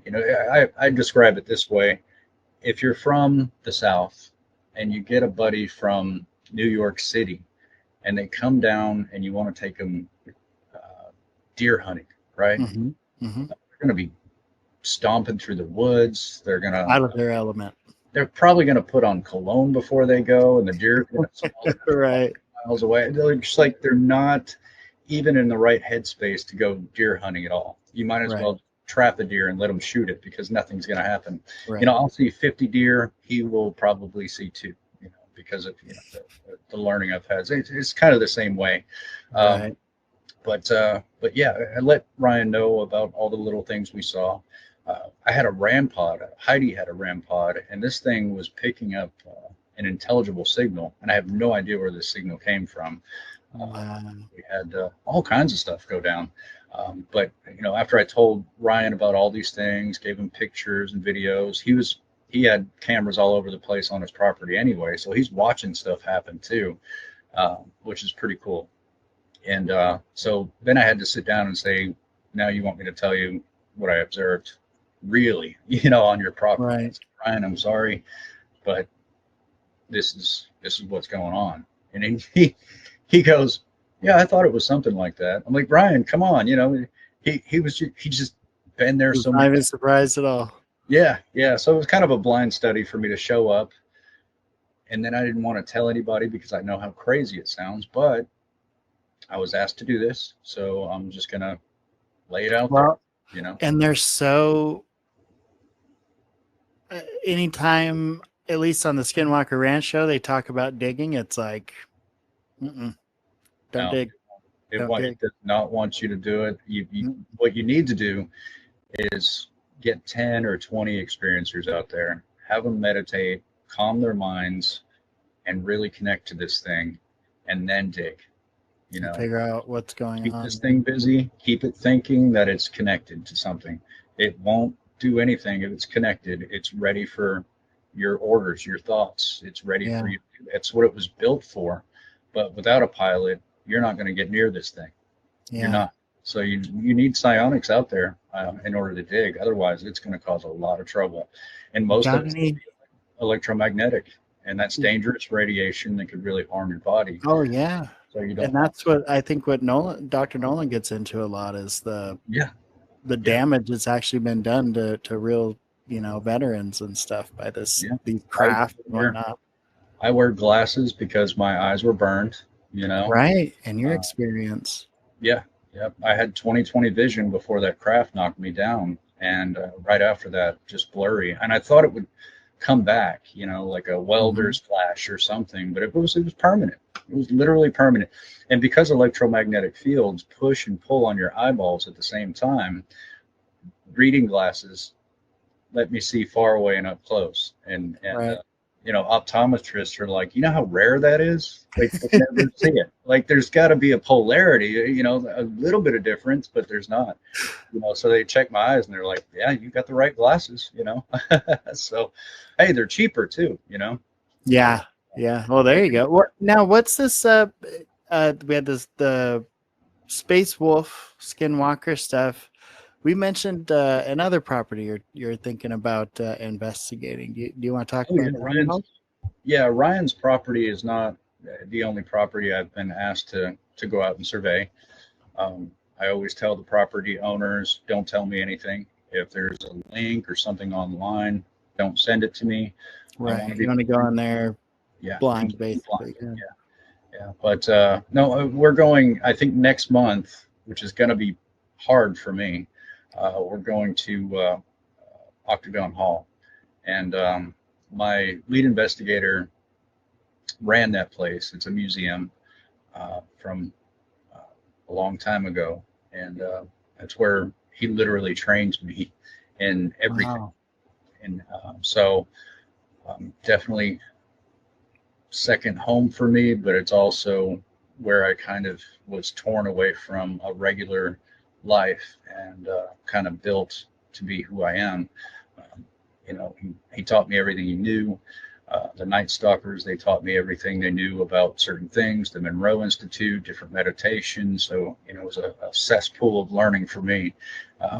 To contact, having the ability already, but here's how you sharpen your skills, all the way to chasing an object on my motorcycle while being fully in meditation.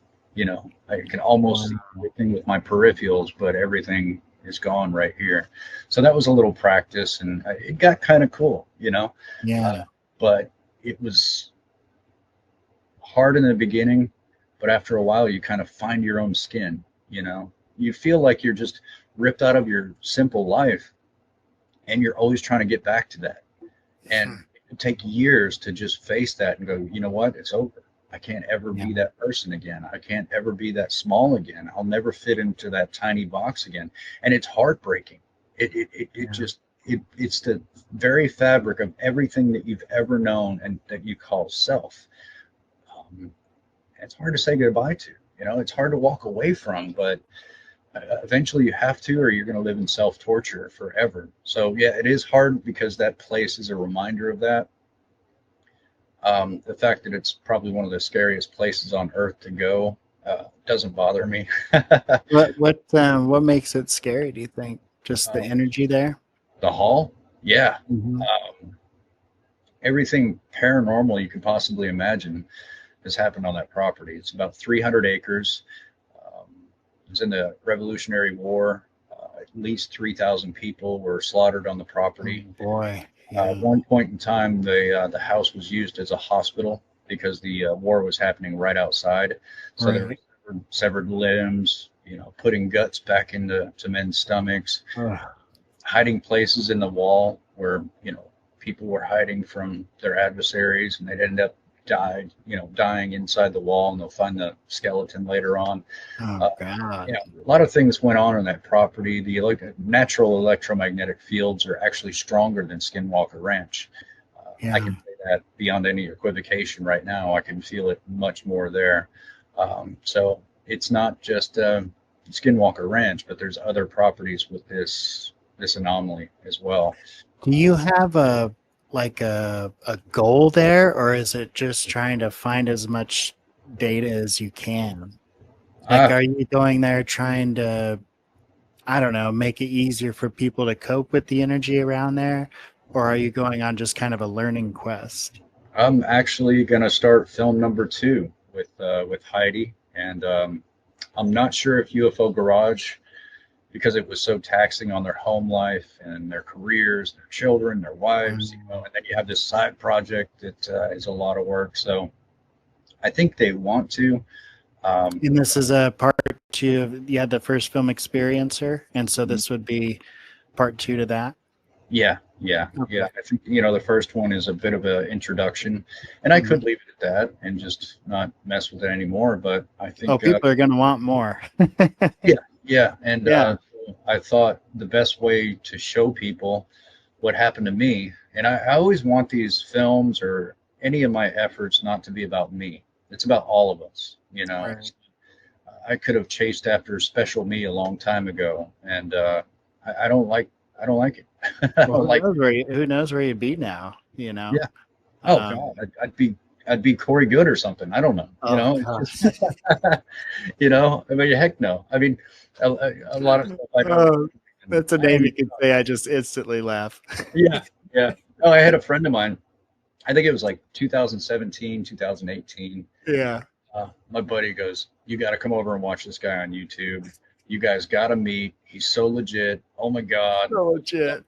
He was like, "This guy has been trained in, you know, the military since he was a child, and he's gotten into all kinds of stuff." And I'm like, "I haven't heard the name. I'm gonna come over. We'll have a few beers and check it out." So I came over, and he's excited. Pops it on the flat screen, and so I'm thinking in my head, military training since he was little. This guy's probably got the straightest posture in the world. You know? Oh yeah, some badass. You know, perfectly shaved. You know, this is what you see. I've got family in the military. I've got a lot of friends that serve our country, and he turns it on, and I'm seeing this guy with long, wavy, greasy hair. You know, pork pop belly hanging out, slouch shoulders. You know, Love and light. Yeah, he's speaking. I'm like, this guy's full of it. And my buddy's mad. He's like, no, he's telling the truth. I was like, no, I deal with the real people. All I need is 2 seconds with this guy. And he fought me on that until the truth. Oh man. You know, Yeah. like, no, you're going down the wrong rabbit hole right there. That's not even a rabbit. I think it's a pigeon, you know. It's so sad though that people like that, they come in and they get with in this one, you know, sector of the UFO community, and then their message gets so loud and promoted, and before you know it, like regular ufologists are talking about like bird aliens and stuff, and it's like, what's going on here, folks? Nobody's going to fight 20 years and coming back and being regressed aged. Just common sense should tell us that, right? I mean, it very well should. It very well should. But it you know, it just takes all kinds. But that's the best thing about truth, combined with time. In time, yeah, right. In time, the truth comes out. You know, and I'm just sorry that it's the entertainment business for people that are using their entertainment mind to look into the subject, because there's no other way to utilize your mind to look at the subject. You know, if you're, and this is very important, and it might make a lot more sense the more you think about it, but the people that use the entertainment mind to look at the subject only possess the entertainment mind to look into the subject. So it's going to be treated that particular way. Now, other minds that absolutely know this stuff is real don't use the entertainment mind to look at the subject. So it's two completely different camps that need to be kind of ironed out when it comes to this. You know, there are the experiencers that look at this subject with no entertainment aspect whatsoever. You know, right? They want answers. Right. You know, and so that mind is kind of created by our programming. When we watch our TVs and we grow up, we're growing that entertainment mind. And you don't ever want to use your entertainment mind to look at reality, because that would be the most off-putting thing you could do, you know. But when it comes to this subject, you have a large amount of people that are using the entertainment mind to view a very real subject, because that's the only capacity they possess. So, Right. you know, to put to quote my friend, bro, you're doing it wrong, you know. Yeah. Or until until it really hits you that there's something there. Yeah. It's not entertainment. You're looking at it Yeah. that way, right? Entertainment. It's Yeah. safe to watch X-Files, but then when I start considering maybe I'm getting taken up in a ship, Yeah. it's not so good. Well, entertainment minded people that look into the subject require endorphins. You know, that's how entertainment Very works. true. So Yeah. they have more. They got to get the bigger story. They got to get the better story. They got to get the inside scoop. They got to get this. They got to get that. So that's Right. the drive. You know, Yeah. it's a completely different drive when it comes from people that know this is all real. You know, or this. It is. I get a lot of friends like, oh man, you just need to make like 5-10 minute videos and just hype them up and all these quick transitions and this and that. And I'm like, nah, I I prefer people to think and Oh you man, know. you got great questions. Yeah, yeah. I've done some I hard mean, shows. I mean, you've got some hardball questions. really? Oh, thanks, man. Yeah. I mean, I'm just curious, you know, and I think Yeah. like I don't have a ton of subscribers yet, but I think the folks that do subscribe, they're just curious too. And a lot of the noise is just, it's what it is, right? It's noise. Um, and so much of it is just people kind of getting their personal gain or, you know, Mhm. whatever it is. Oh yeah. I mean, It's out of it. Like, I just want to know, you know, how to protect my kids, how to protect my family, how to, you know, get through life. Right. Like, because yeah. really there's so much going on that, that most people just aren't even aware of. No, they're not. It's wild. It's wild. And how do you navigate that and not go crazy? You know, you know? And I look to you and I'm like, you know, Eric's, as far as experiences go, like off the charts, you know, and you're still able to sit here and talk with us and explain what you're going through. Like, that's huge, man. I hope you never stop doing that. Yeah, it's not been easy, but I know what other experiencers are going through, you know, and I could, it's not even selfish to try to work a decent career and for myself and put away a 401k and have a decent retirement when I'm old, if I'm old. But I can't do that. You know, I try to help people like myself all the time. Like I said, I don't charge money, but I feel and see this big hole in the world where it affects millions of people. You know, it's not 100,000 people all over the world. It's millions. I mean, everywhere. So it's just, I've got to perfect what I do, and I definitely got to teach it to people that are willing to learn, you know, and be the most effective in order to, you know, squeeze an inch off the checkerboard, you know, here. But sometimes I just met a family in Houston, and hopefully they see this later. Such a beautiful family, hyper sharp daughters, young daughters. The 4-year-old has got more fart jokes than I do, which I was a little offended, but you know, she cracked me up forever. That's amazing. You know, here's this beautiful family, and you know, they don't exude anything, you know, outside the beautiful normalness of a loving, tight, close, amazing dynamic of a family. You know, everybody works to help out each other, and it's all love. And you know, behind closed doors, they deal with this. You know, and so I usually don't get a chance to see the results of, you know, trying to reach out and work with people and stuff like that. But I had the opportunity to hang out with them for a day, or at least an afternoon, which it just broke my heart. It was so beautiful, you know, and it's a good reminder of the impact you can make just being little me, you know.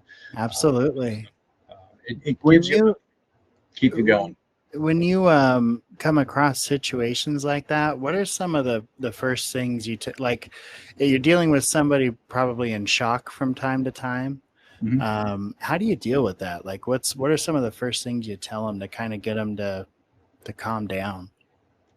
It depends on where they're at in the process. But one of the first things I do is I ask them a questionnaire, not off of a piece of paper. That makes people feel nervous. It feels it feels too professional. It feels like you're in the Sure. principal's office, you know. So Yeah.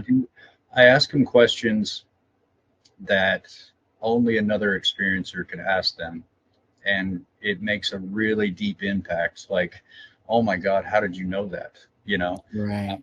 So what I'm doing here is I'm kind of digging in deep. I'm catching them in places where they would never come forward to me with it. So I'm going to go ahead and tell them these little things that us experiencers notice, how we feel about certain things, all that stuff. So right off the bat, they start to break down and cry. Oh my God, I've been Wow. looking for a long time, and nobody, nobody knows this stuff, and so that kind of builds the bond and the trust. When an awful amount of trust in order to open up and talk with one another on a deep level. So I Yeah. think starting the relationship off that way is the best way to do it. Yeah. And it creates a bond and a friendship right off the bat, and it allows me to help a person easier. So like in modern psychology, you're dealing with someone that does not sit down and get to the problem right away. They're avoiding their problem. Yeah. Yeah. That's why they're in therapy. Right. What the therapist has to do is really kind of dig through the crap Have and find embraced it. it. And what I like to do is take the bow and arrow, get that crap out of the way immediately, and let's see where we're going here. Yeah. So a lot of times the immediate problem is spouse and family and skepticism and things of that nature. So sometimes I've got to sit down with a husband and wife together and say, look, guys, you love each other, you have kids, you have a common bond, you have a home together. Just because you're skeptical about one thing does not mean you need to be at each other's throats all the time. Yeah. You don't have a diagnosis outside of crazy. Stop treating each other that way, because crazy is a self-policing word we use to ignore the truth anyway. Yeah. Crazy, It's crazy true. diagnosis. If you said, my husband's borderline, I was, well, let me talk to him. He's maybe the same one. Yeah, I've got different people for that. But I those guys, bet. they don't reach out for help. They reach out to do other things. But so yeah, I mean that's the basic concept in the beginning, and it Let's depends. say you could go back and talk to 2013 Eric the day after your experience. What would you tell him? Jeez, that's a really really tough question. Yeah. I'd probably say be stronger, take it all in, don't ever look back, embrace who you are. Don't be afraid of how strong you become. Don't be afraid of people that are afraid of you about how strong you become. And don't ever listen to anybody else's opinion about who you are. You're the only person that takes a shower with yourself, and you're the only person that can prove that. So just keep going, help as many people as possible, and you should sleep more. And We should all sleep more, right? God, Yeah. that has to be one of the biggest things. Like if you are in ufology, conspiracy theories, any of this stuff, like we just don't get enough sleep because we're not getting paid for it. So we have to do our day job Yeah. and then like do all this research, right? Or live our life and then do all this research at nighttime for sure. So funny. Yeah, I'm kind of spoiled because if I want to know the answer to something, I just go through my phone and I've met so many people along the way God, I bet. that just well plugged into. Some people would actually be shocked, but I've been all over the place. Like I said, I've flown more than I've ever driven in my life, so I've shaked hands with a lot of highly capable people.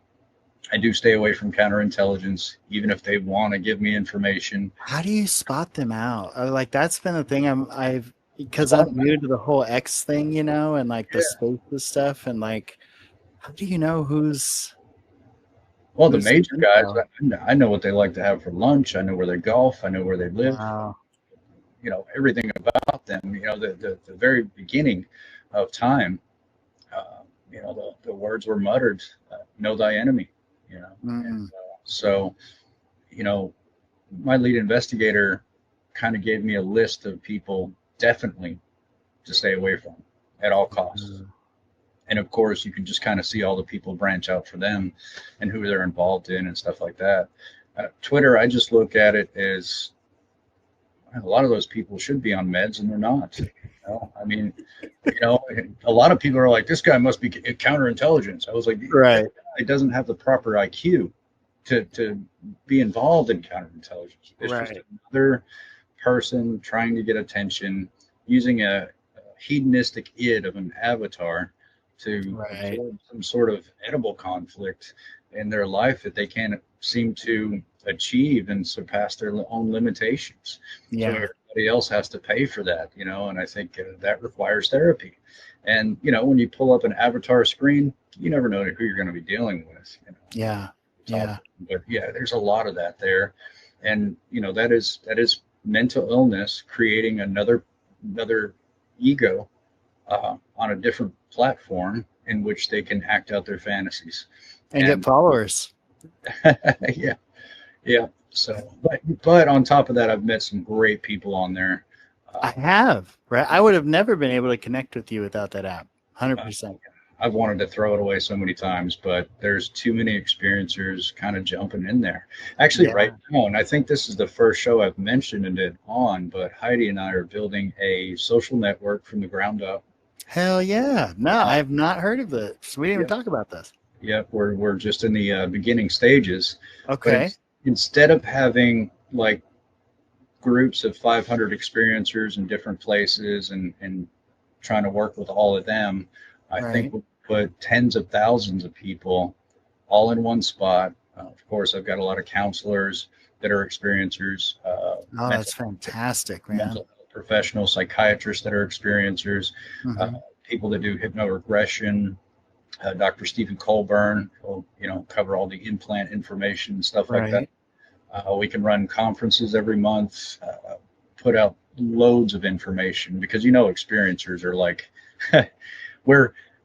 we research a little more than the average person because our lives are involved, you know. You want answers. Yeah. You know? I get it. Yeah. So I think I'm going to go for the world's largest support group in the history of mankind when it comes to who we are and see if I can get some sleep at night and try to help everyone help each other. That's really cool, man. That's really cool. I was going to ask you, you know, kind of in 10 years, where do you see yourself? You think that's a big part of it? If I'm alive, I'll probably... you'll be around. Just beat colon cancer, my friend. That's why I got loose skin, looking all skinny and stuff. Hey, good for you, buddy. But yeah, it was not a fun ride. Sorry about that. No, you're good. You're good. Phone never stops. I can imagine. Yeah, I got the notifications turned off, but it still rings. Somebody's got the emergency code. Yeah. You know, when you put your phone on your nightstand, but you still feel your thigh vibrating. You know, that's a real thing, isn't it? That's a real thing. That's so a real thing. Yeah, you smack your thigh, and it's like it's not even in there, and it's vibrating. Like, yep, you're a busy guy. But yeah, I have a lot of high hopes with that. But within the next 10 years, I plan on making a slow transition from America to Indonesia and Malaysia area, probably either Borneo or Java. I've just fallen in love with the culture so much, and I want to deculture myself from America for a little bit to make sure that I've built myself in a responsible way. And one way to test that is to completely remove yourself out of one particular social engineering and put yourself into a different social engineering and and that's self-discovery. It really is. And it breaks down your life, and you can see different ways. You know, like I say, Muhammad Ali his name was Cassius Clay, and he was a good boxer. But once he kind of made that particular transition for himself, he decommissioned his own belief systems, his own limitations. He decommissioned all these ideas that we're carrying around that really don't make any sense. But since we live in the social sphere, we just go along with it anyway. But to kind of break down all of your social engineering and take on a new one kind of rebuilds you in a way that you couldn't really do here in the States, or home, wherever you live.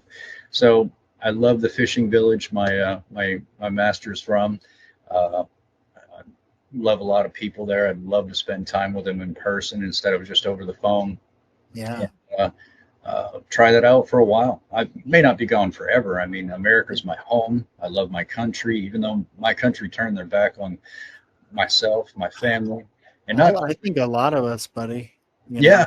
Oh, all of us. In this particular, genre, every damn one of us, every single.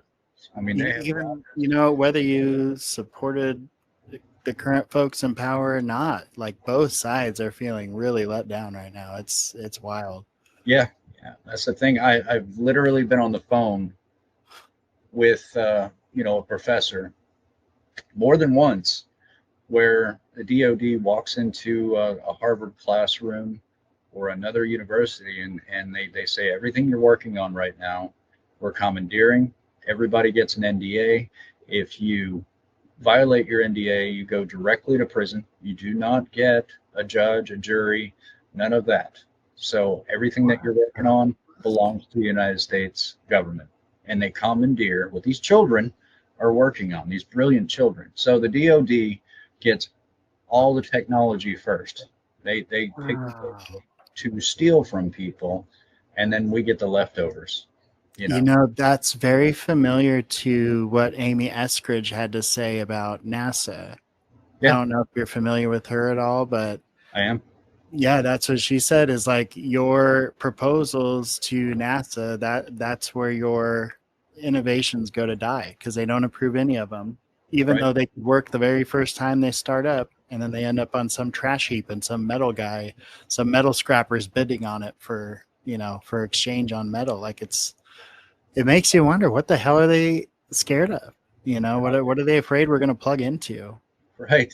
It all goes black, And Weinstein's on that thing about the physics going black, and 1973, I believe. Yeah, and he even points out, I had a little video on it, he even points out the two guys from the CIA he thinks were responsible for it. They're super wealthy, and they both had ties to the CIA, and they took all these cats like in the 50s when they were really getting into the gravitational forces studies and all that, and just swept it under the rug, and then kept the studies in school safe, and now string theory, which is just I don't even know what string theory is. It's I don't either. They haven't produced anything since like the 90s, so I don't know what it is. I just don't get it. Distraction is what it is. It's a huge distraction. I mean, there were some flaws in Newton's equations. Sure. And we just took it as gold. We took it as God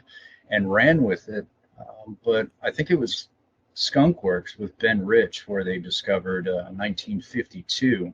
And that's when electrogravitics actually went black. Flyer in the mail from the UCLA School of Engineering on about February time frame of 1993. And in it, it had that Ben Rich would be speaking on the UCLA campus to the engineering alumni, and please RSVP. I shared that notice with my friend Tom Keller, who also graduated from UCLA Engineering School about 10 years prior to myself. And Ben, being the past CEO and chairman of Lockheed Skunkworks, was like a dream come true. So I said, Tom, you won't believe I got this letter in the mail. Let's go see it. Here's the flyer.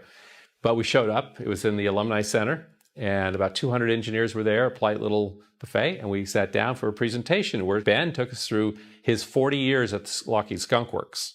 Starting out with the U-2 spy plane, he did it all in slides, through the SR-71, which made him famous, all the way up through the F-117, which had been announced like 10 years prior to this date. I think it had come out in the early 80s. And so there was a 10-year gap of nothing there. And he kind of alluded to the Aurora, but he kind of joked about it, right?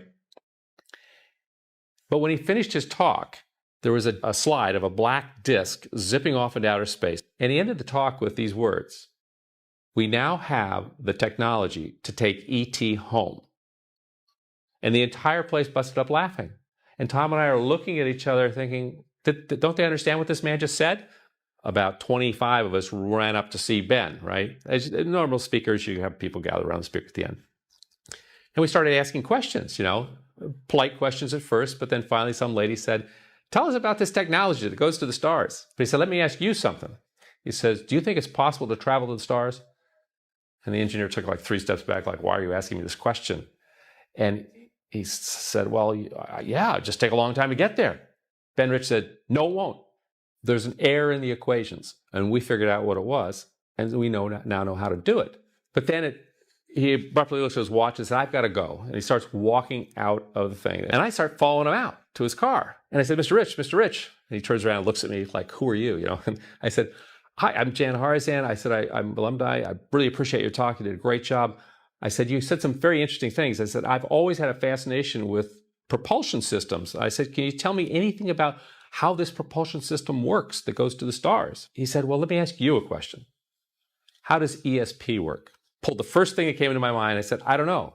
All points in space and time are connected? He said, that's how it works. Turned around and walked away. That was the next biggest thing, instead of having nuclear powered toasters, now they're talking about electromagnetics, which is going to be the new energy, the new thing. Free energy, basically. Yeah. I mean, oh yeah. And that just fell right off the map with private industry. Wonder why.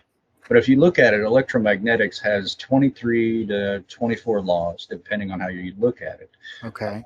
Now, physicists today in all colleges only teach that there are 2 laws. So the rest of that technology, we don't even have a chance to study it because we don't know the physics that make them exist. Such bullshit. And after that, Ben Rich, I think he got on stage for the last time in his life and said, we now have the power to take ET home. Yes. So, I have that video. You do? Yeah. I do. Yeah, I saved it to my archive. Yeah. Yep. I mean, now they have the technology, but will they have the funding and this and that and blah, blah, blah. But they can pretty much do anything, and. Well, you turned me on to InterNASA, right? Yeah. That became TTSA in this kind of weird morphological way because some of the people that were involved. And I was just starting to research that a little bit before our interview, kind of getting into that, how the gentleman that was kind of in charge was really getting a lot of shit because he had said he had experiences, right? Like he was an experiencer. Yeah. And so then they shifted it over kind of to Tom DeLonge and back to that whole storyline. And I didn't know any of that until I spoke with you about it. Well, not many people know that at all. Yeah. That was because of my inside sources. And I was told about the 2017 October release. Mm-hmm. I was told in 2016 that there were talks about that going down. So it was definitely a planned ordeal. Wow. They couldn't make Joseph Firmage popular, so they completely trashed his reputation. Yeah. Called CPS on him for abusing his elderly father, which is, he loves his father. He would never do anything like that. Right. But that was a way to kind of scoop him to the side and scare the hell out of him too. Yeah. Because he was not going to give up the secrets to his technologies to the CIA. He wants the world to have it. And he's sitting in prison right now, and he still wants the world to have it. So when he gets out, I'm going to make sure he's got a lot of help. And, yeah. There's some I can help him anyway. Yeah, there's some very brilliant scientists that are ready for him in almost any capacity to start his research back immediately. But normally what they would do is upload something very disgusting onto your computer and call the FBI and have you raided. Stan Romanek. I don't know if you've looked into Stan Romanek. No, not yet. But that's what they did to him. Owl, a.k.a. Owl. His name is General John B. Alexander. Oh, John Alexander. Okay, yeah. Went to his house, saw the activity for himself. He started to implement a narrative to him. And he said, no, I'm not going with a narrative. I know what I'm talking about. Yeah. So immediately he was arrested for having. And what you're talking about, Eric, this is not crazy. Okay, so I know let's see, 20 year ago, Gabe, right? When I operated on cheap Windows computers and knew absolutely nothing about internet security. I'm at home. I'm not even researching this field, but I'm at home one day and I'm going through my files and there's a folder in there. And I'm like, what the hell is this? And I open the folder and it's literally like thousands of images of like dead people and like death and murders. And I'm like, what the, how did this even get here? Yeah, it happens. It can be done. I was nobody. There was no reason to even put that on my stuff, except maybe you were hiding it from somewhere else. I don't know, but yeah. I get pictures and videos from clients all the time. And every once in a while, before I could even really blow these images up and really check them out. And I'm really not interested in pictures or videos. I'm really not. Yeah. The truth, well, you've seen it. yeah, been there, done that. You know, it's kind of your smell test. Right. But when I'm talking to a client, what I'm interested in, what's on the inside of them, you know, because that's where I find the proof. You just have to know how to look at them in order to see if this is really what's going on. You know, it's something that phonetically I've just learned over the years. But every once in a while, I'll go back through my photos and videos and I'll find like a blank square where a video used to be, and it's just blacked out, you know, completely blacked out. So somebody goes in, takes the information and leaves, you know, a blank square with an exclamation mark in it. You know? So, you know, of course, I've got my son. He does a little bit of, he's licensed in cybersecurity. So he'll call me every now and again and say, Dad, your modem's being DDoSed right now. I've got to reconfigure it, stay off the internet for a little bit, and I'll get it fixed. You know, so he monitors it, and it doesn't matter. Like, I'm trying to sound smart, but I can't, because when it comes to electronics, I don't know. Good, buddy. We're both lucky I'm on here today, because it's just it's simplest stuff. I'm just that age, you know. I'm 6 years old. And we didn't have computers in high school. I got my first smartphone in 2013, you know. I'm right there with you, buddy. Yeah, the kids had an intervention. They're like, Dad, come sit down. And I'm thinking, I got daughters. Is one of my daughters pregnant? I mean, what are we? This looks serious. You know? Now, they put a smartphone on the table. I'm like, no, we're not doing this. I'm keeping my flip phone. But over the years, it's been very useful. But know, as even they just made it too easy, man. It's too easy. It's everything right there. It's like it's our first step to becoming cyborgs, I think. Oh, it is. You know, that's another reason to head off to Indonesia and spend some time there to plug in with the earth. Yes. I mean, you know, it's crazy to be on FaceTime with someone and see an elephant just walk behind them. You know, and I'm like, holy crap, be careful, there's an elephant right behind you. And they're going, oh, no, that's just Babu. He's nice. Right. They know the name of it and everything.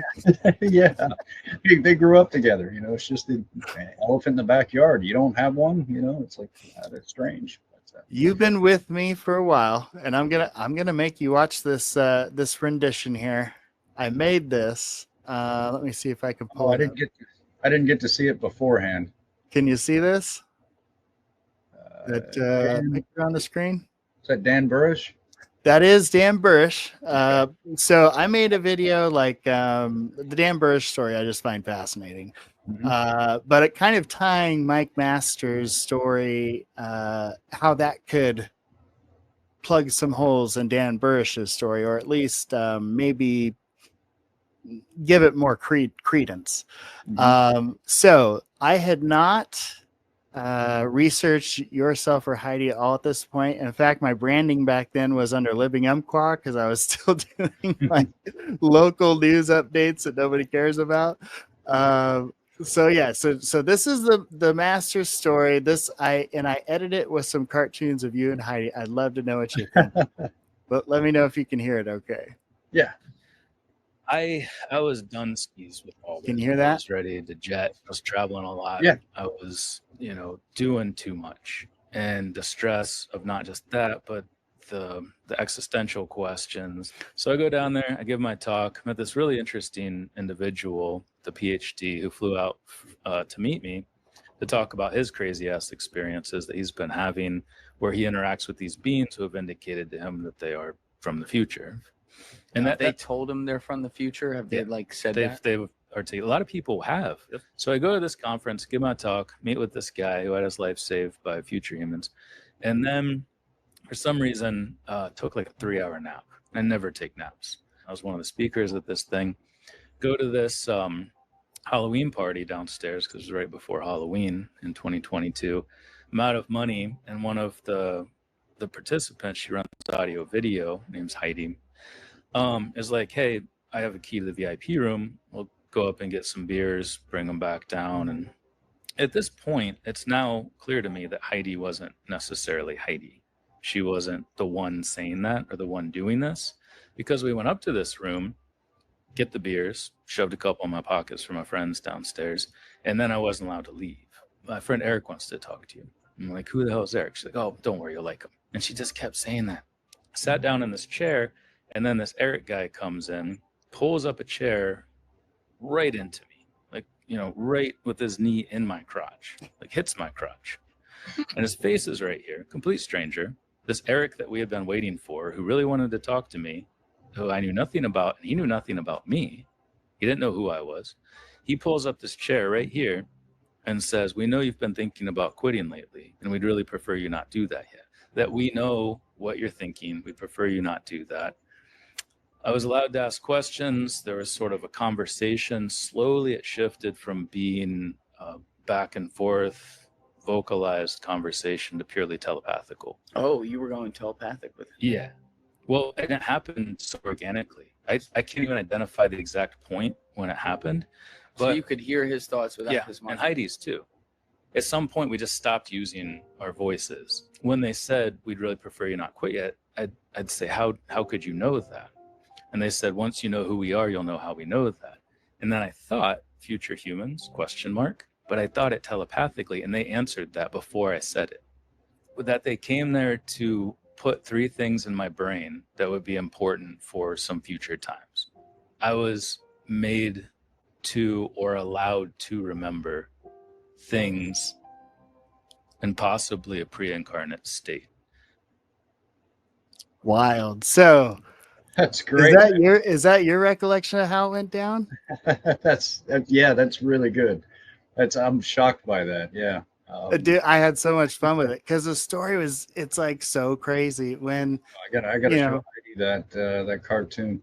Yeah. To us normies that are like, what must that be like? I mean, what is that like? That's the thing. I'm used to putting my executive function in the back seat and putting my experiencer function in the front seat.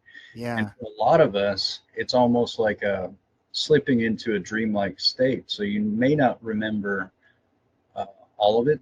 You may not remember some of it. I'm very used to it, so I was very lucid while that was going on.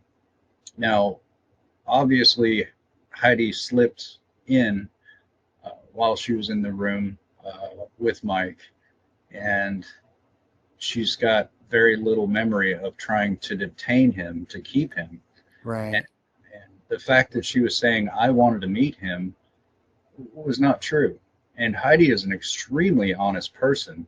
So it was definitely the phenomenon that kind of took over, the situation. But when I walked in, all I wanted to do was give Heidi a big hug.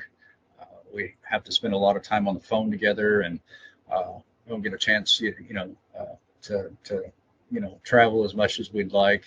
We've been doing that a lot lately, but so I was completely diverted from giving her a hug, which is not like me at all. Just like Beth, she's like a sister to me. Yeah. And just the whole. Well, you guys definitely are really close. Yeah, it was like the whole room just disappeared, and all I could see was Mike's eyes. So I kind of went straight toward him. The first huge feeling that I picked up, and I probably should have said, hi, my name's Eric. It's nice to meet you. Maybe it wouldn't have had the same effect, though. Yeah. Yeah. I just went right into the biggest thing that I felt I needed to tell him was, we feel like you're thinking about quitting, and we'd really prefer you not to. And that really got his attention because I think that was, weighing on his mind, the heaviest. Oh yeah, you can tell. Yeah. Yeah. So instead of trying to prove to him what I was, I just kind of went about it, that way, and just went into that. God, I don't want to use the word channeling, but there's got to be a better word for it, because channeling was, that word was destroyed a long time ago. Yeah. It's got no credibility in my eyes, but, making that connection. But yeah, and I mean, not too long after that, I introduced a master's to one of my colleagues at Harvard, and they ended up writing about this subject, and it turned out to be the world's most read, Harvard's most read paper in history. Still to this day is the most read paper at Harvard University. I can imagine. So, doing that with Mike actually made a big impact, in that way. So the Mike Masters, he seems very set on it being future humans. Yeah. And you did kind of, I guess, sort of confirm that non-verbally, but I haven't heard you. Maybe I just missed it. Do you believe it was future humans, or were you kind of just, if that was going to be the easiest way for him accepting it, letting him go along with that? I don't know if it was or not. I mean, I can't really pinpoint. The intelligence itself were multiple consciousnesses. I can say that. Okay. They were kind of taking turns going in there. So it was multiple. It wasn't demonic. I've heard that rumor before. It's nothing like that. They are extremely polite, extremely intelligent. So, nothing's going to happen that you don't want to happen. It's a very, very polite exchange. More polite than human beings, I can tell you that right now. But does the future human hypothesis hold water? Absolutely. Yeah. Does it account for everything that's going on out there? Not possible. It can't, right? Because there's just so much strangeness that would have nothing to do with but future humans. The way science works, and the way I like to think as well, is put all possibilities and probabilities on the table and scoop up all the ones that don't belong and throw them in the trash bin, because you're done with them. Yeah. At the end of the day, what Mike is doing is leaving that possibility open for future humans to look into, because I mean, it is a great hypothesis. In no way, shape, or form can you remove it from the table, and it might account for some of the activity that's going on out there. I mean, well, and I think one way or another, he's important, right? He's either brought something or is going to bring something to the table. Very important. Yes. That's the vibe I get. Yes, he is. And I can almost predict that it's probably going to take a break for a while. I think a few deserved one. I think a few things in life are going to hit him and maybe keep him busy here and there. But I think it's also going to help him kind of reconstruct, get back on his feet, and really maybe take a different angle, and make some really powerful hits in the near future. Yeah. He's got the integrity, he's got the mental capacity, he's got the emotional, awareness. So great communicator. Yeah. All it checks all the boxes of somebody that would be a great representation of, more than what they're telling us, for sure. Yeah. Because we're clearly not getting the whole story, and we haven't for eons. What's your take on Pasolka before I let you get out of here? I don't know her personally. I have got her on screen and taken a look at a few things. I think she's a brilliant woman. I think she was exposed to some real things that would require an awful lot of ontological shock. And I think, as far as the hornet's nest of disinfo agent, she might have been involved in that and not aware of it in the beginning, but now wise about it now. I'd love to reach out to her when she's not so busy. Yeah, I emailed her, but my little show, maybe down the road she'll stop by. I would love to have a conversation with her.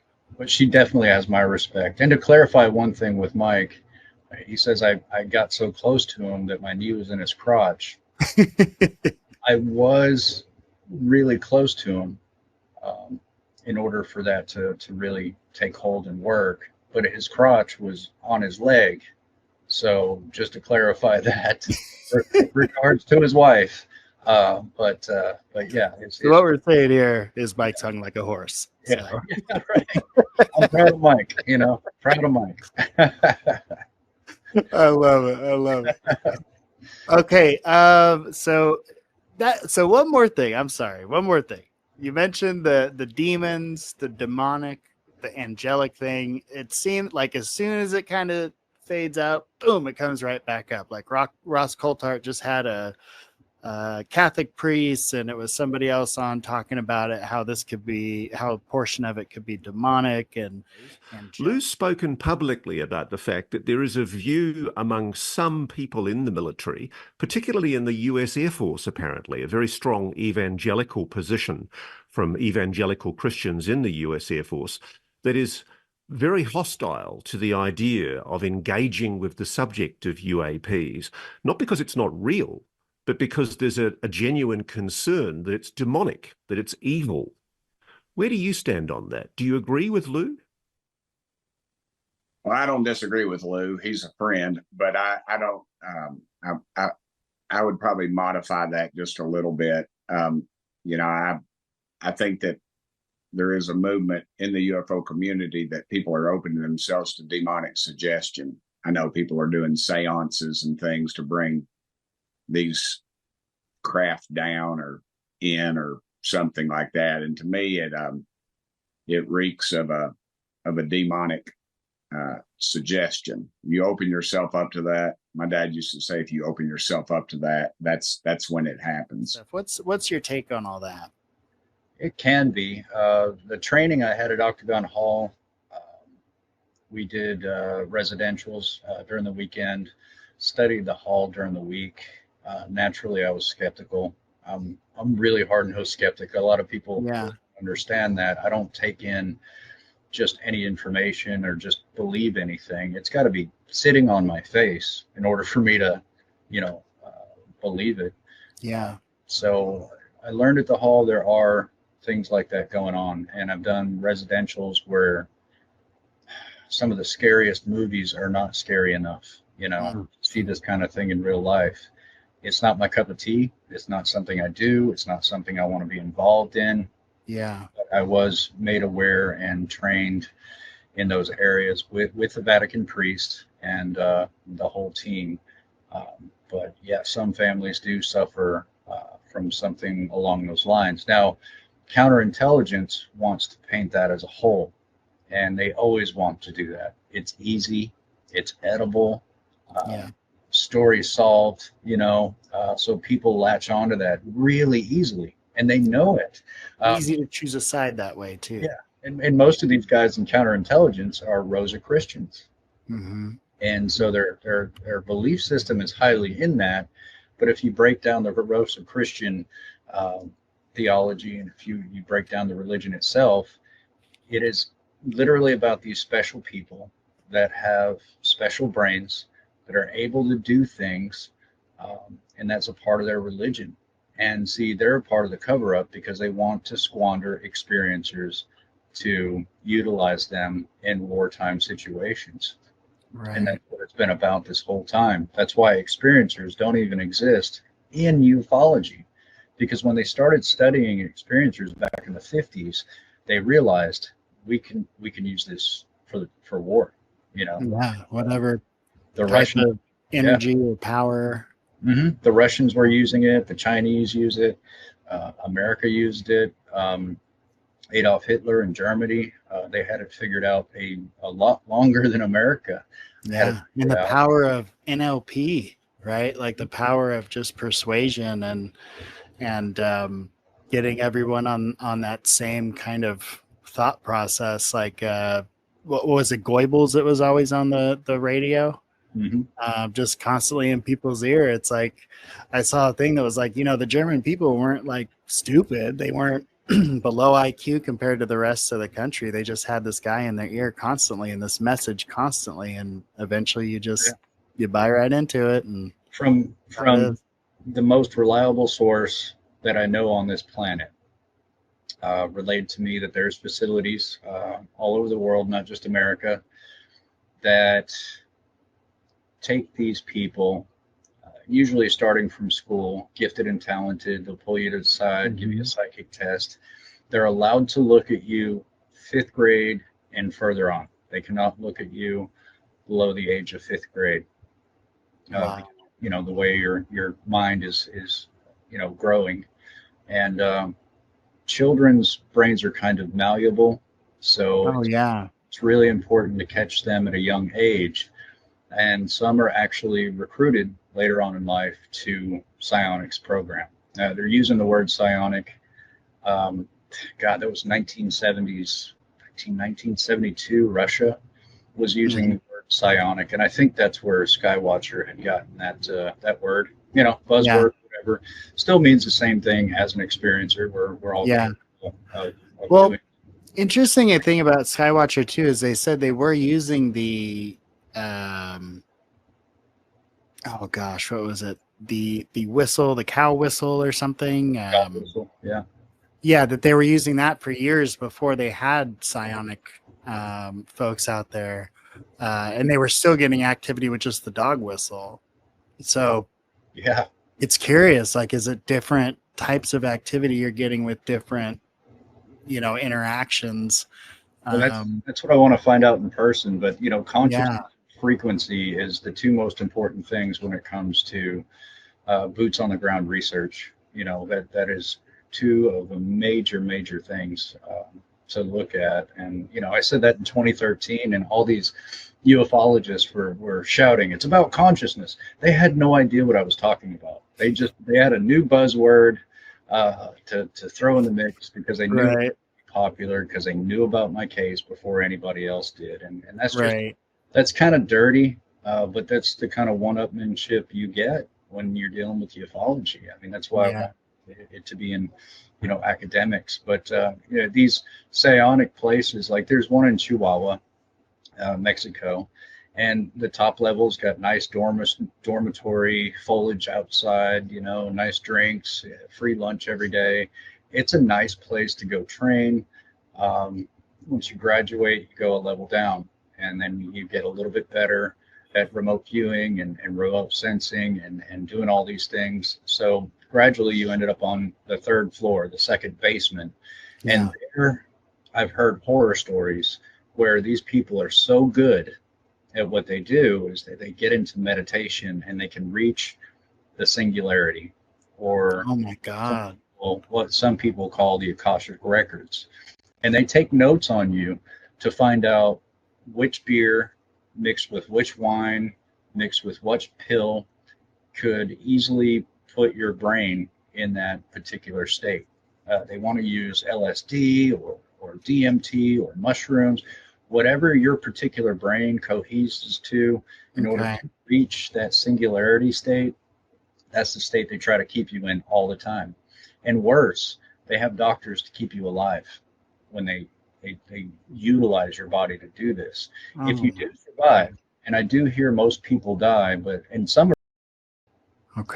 if you do survive, you get shipped over to a facility in Indonesia. That's not why I'm going there, but you get shipped to Indonesia. I've been promoted to run it, so you do further training there. And basically after that, you're I hate to say the word auctioned off, but you know, there's Lockheed Martin, there's Raytheon, there are Arabian sultans, there's kings, there's presidents that need an advisor like that in their life. And so you kind of get shipped off to whoever you want to go work for after that. You want to be an advisor to an oil sheik, you know, and Saudi Arabia, you know, go for it. He's hiring and he pays good. So it's do you think that's connected to this stuff? I don't know if you remember, Greer had on that whistleblower, Michael, can't remember his last name, Ramirez, Michael Herrera. Herrera, yeah. Do you think that that's tied in with that? Because he thought it was drugs, and then maybe found out it was children they were moving. Yeah. You think that's all? As soon as I saw him on TV, now I think, I'd like to question him in person about a few things. I think maybe, he kind of got thrown off and filled in the blanks with his own brain. Right. Well, and he clearly had Greer and all those folks in his ear too. So yeah. I'm sure. Greer knows about that facility. I know he does. But yeah, I mean, it's what disgusts me the most is that you take from one of the most innocent little countries where, I mean, they're so happy, they're so giving, they're so loving, they're so patient. It's not like America where you have to run and do this and do that, blah, blah, blah. Right. Everybody's more laid back, more caring, more loving. Everybody based. Yeah, everybody you see, they're like, oh my gosh, you have to come to my house for dinner tonight. I've never seen you before, and this is going to be a new experience. I get to feel your soul near me, and wow, the only people that treat us that way is like mom or like our sister or like a wife, but everybody else treats you like garbage, but they're all that way. And to see the most innocent children in the world, knowing where they're going to go, you can't use any other word than torture. Yeah, it's on so many levels. Yeah, but it's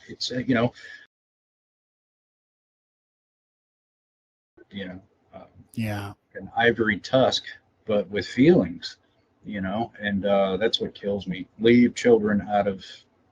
But I just hope that now that at least it's out there, that people are going to, maybe people involved with this thing that didn't know possibly that was the case, because I picture, like, if Herrera's story is legit, I doubt those soldiers that stopped them would have any idea that they were involved.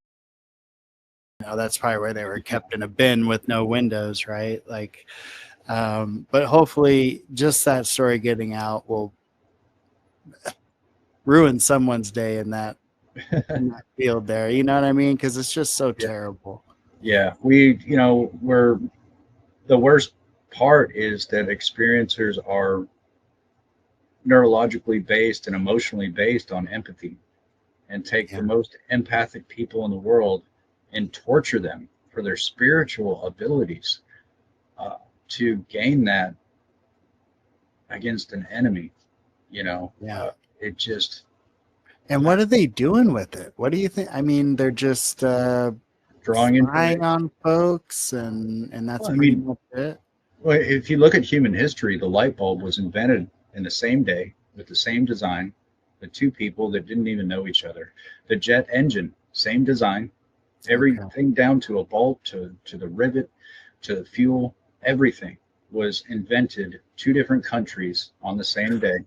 So it's like, it's really the only way to kind of push the world forward is to obtain people that can just literally download the jet engine or the next SR-71 or so.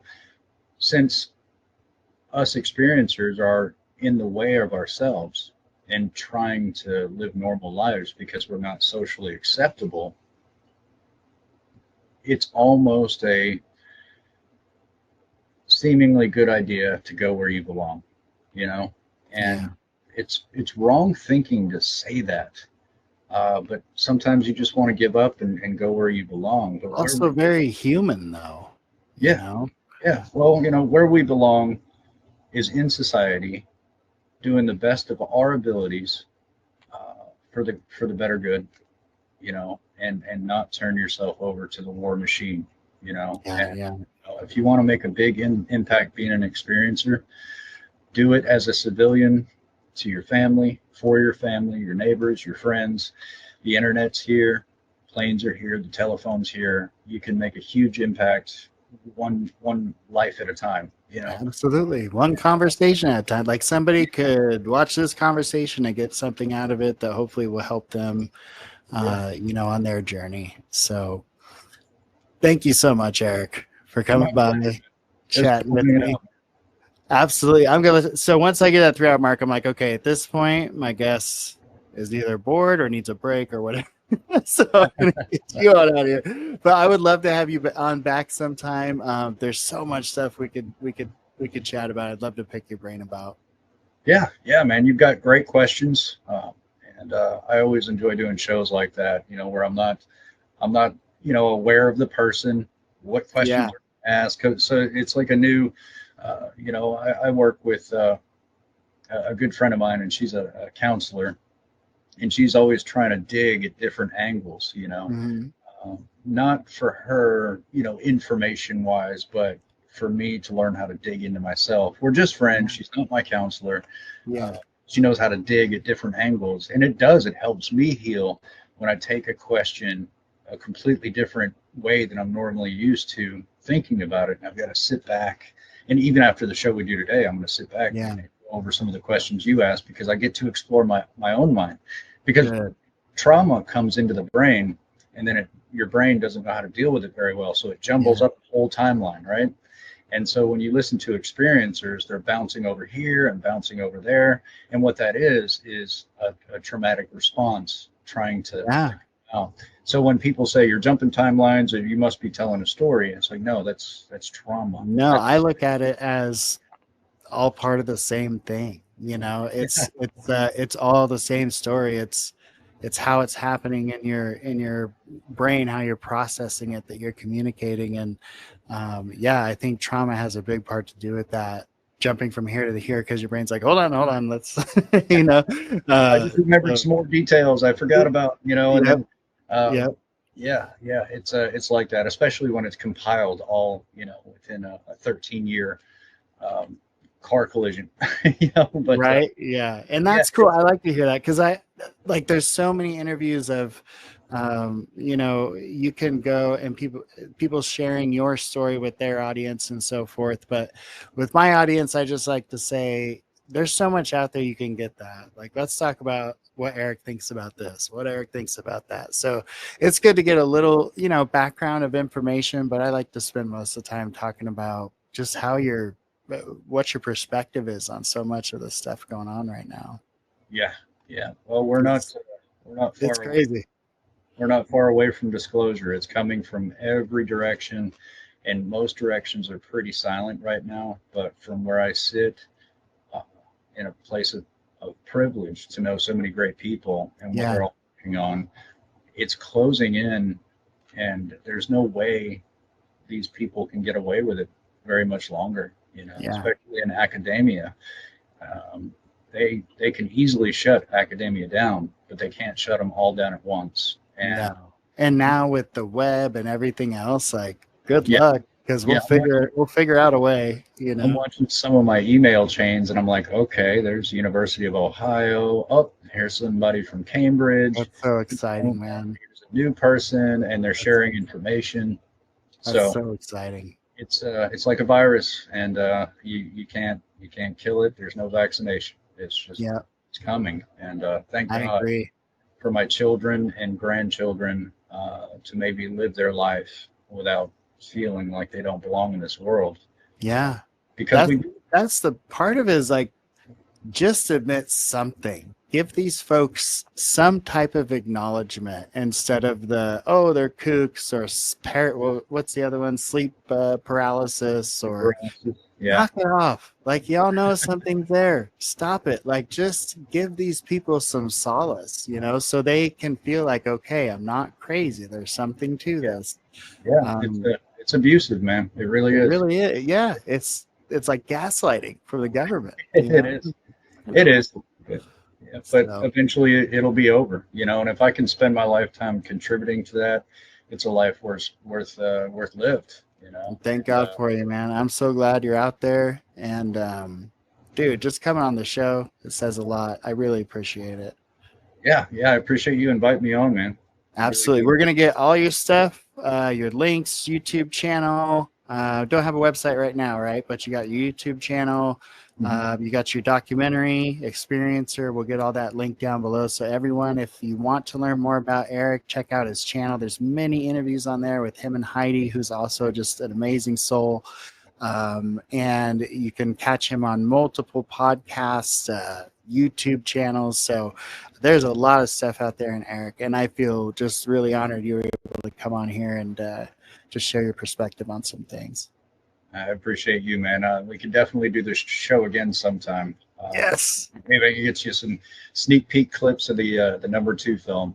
I would love that. I think I'll be more in control of this one. The last one, yeah, very little control, but the guys did a great job.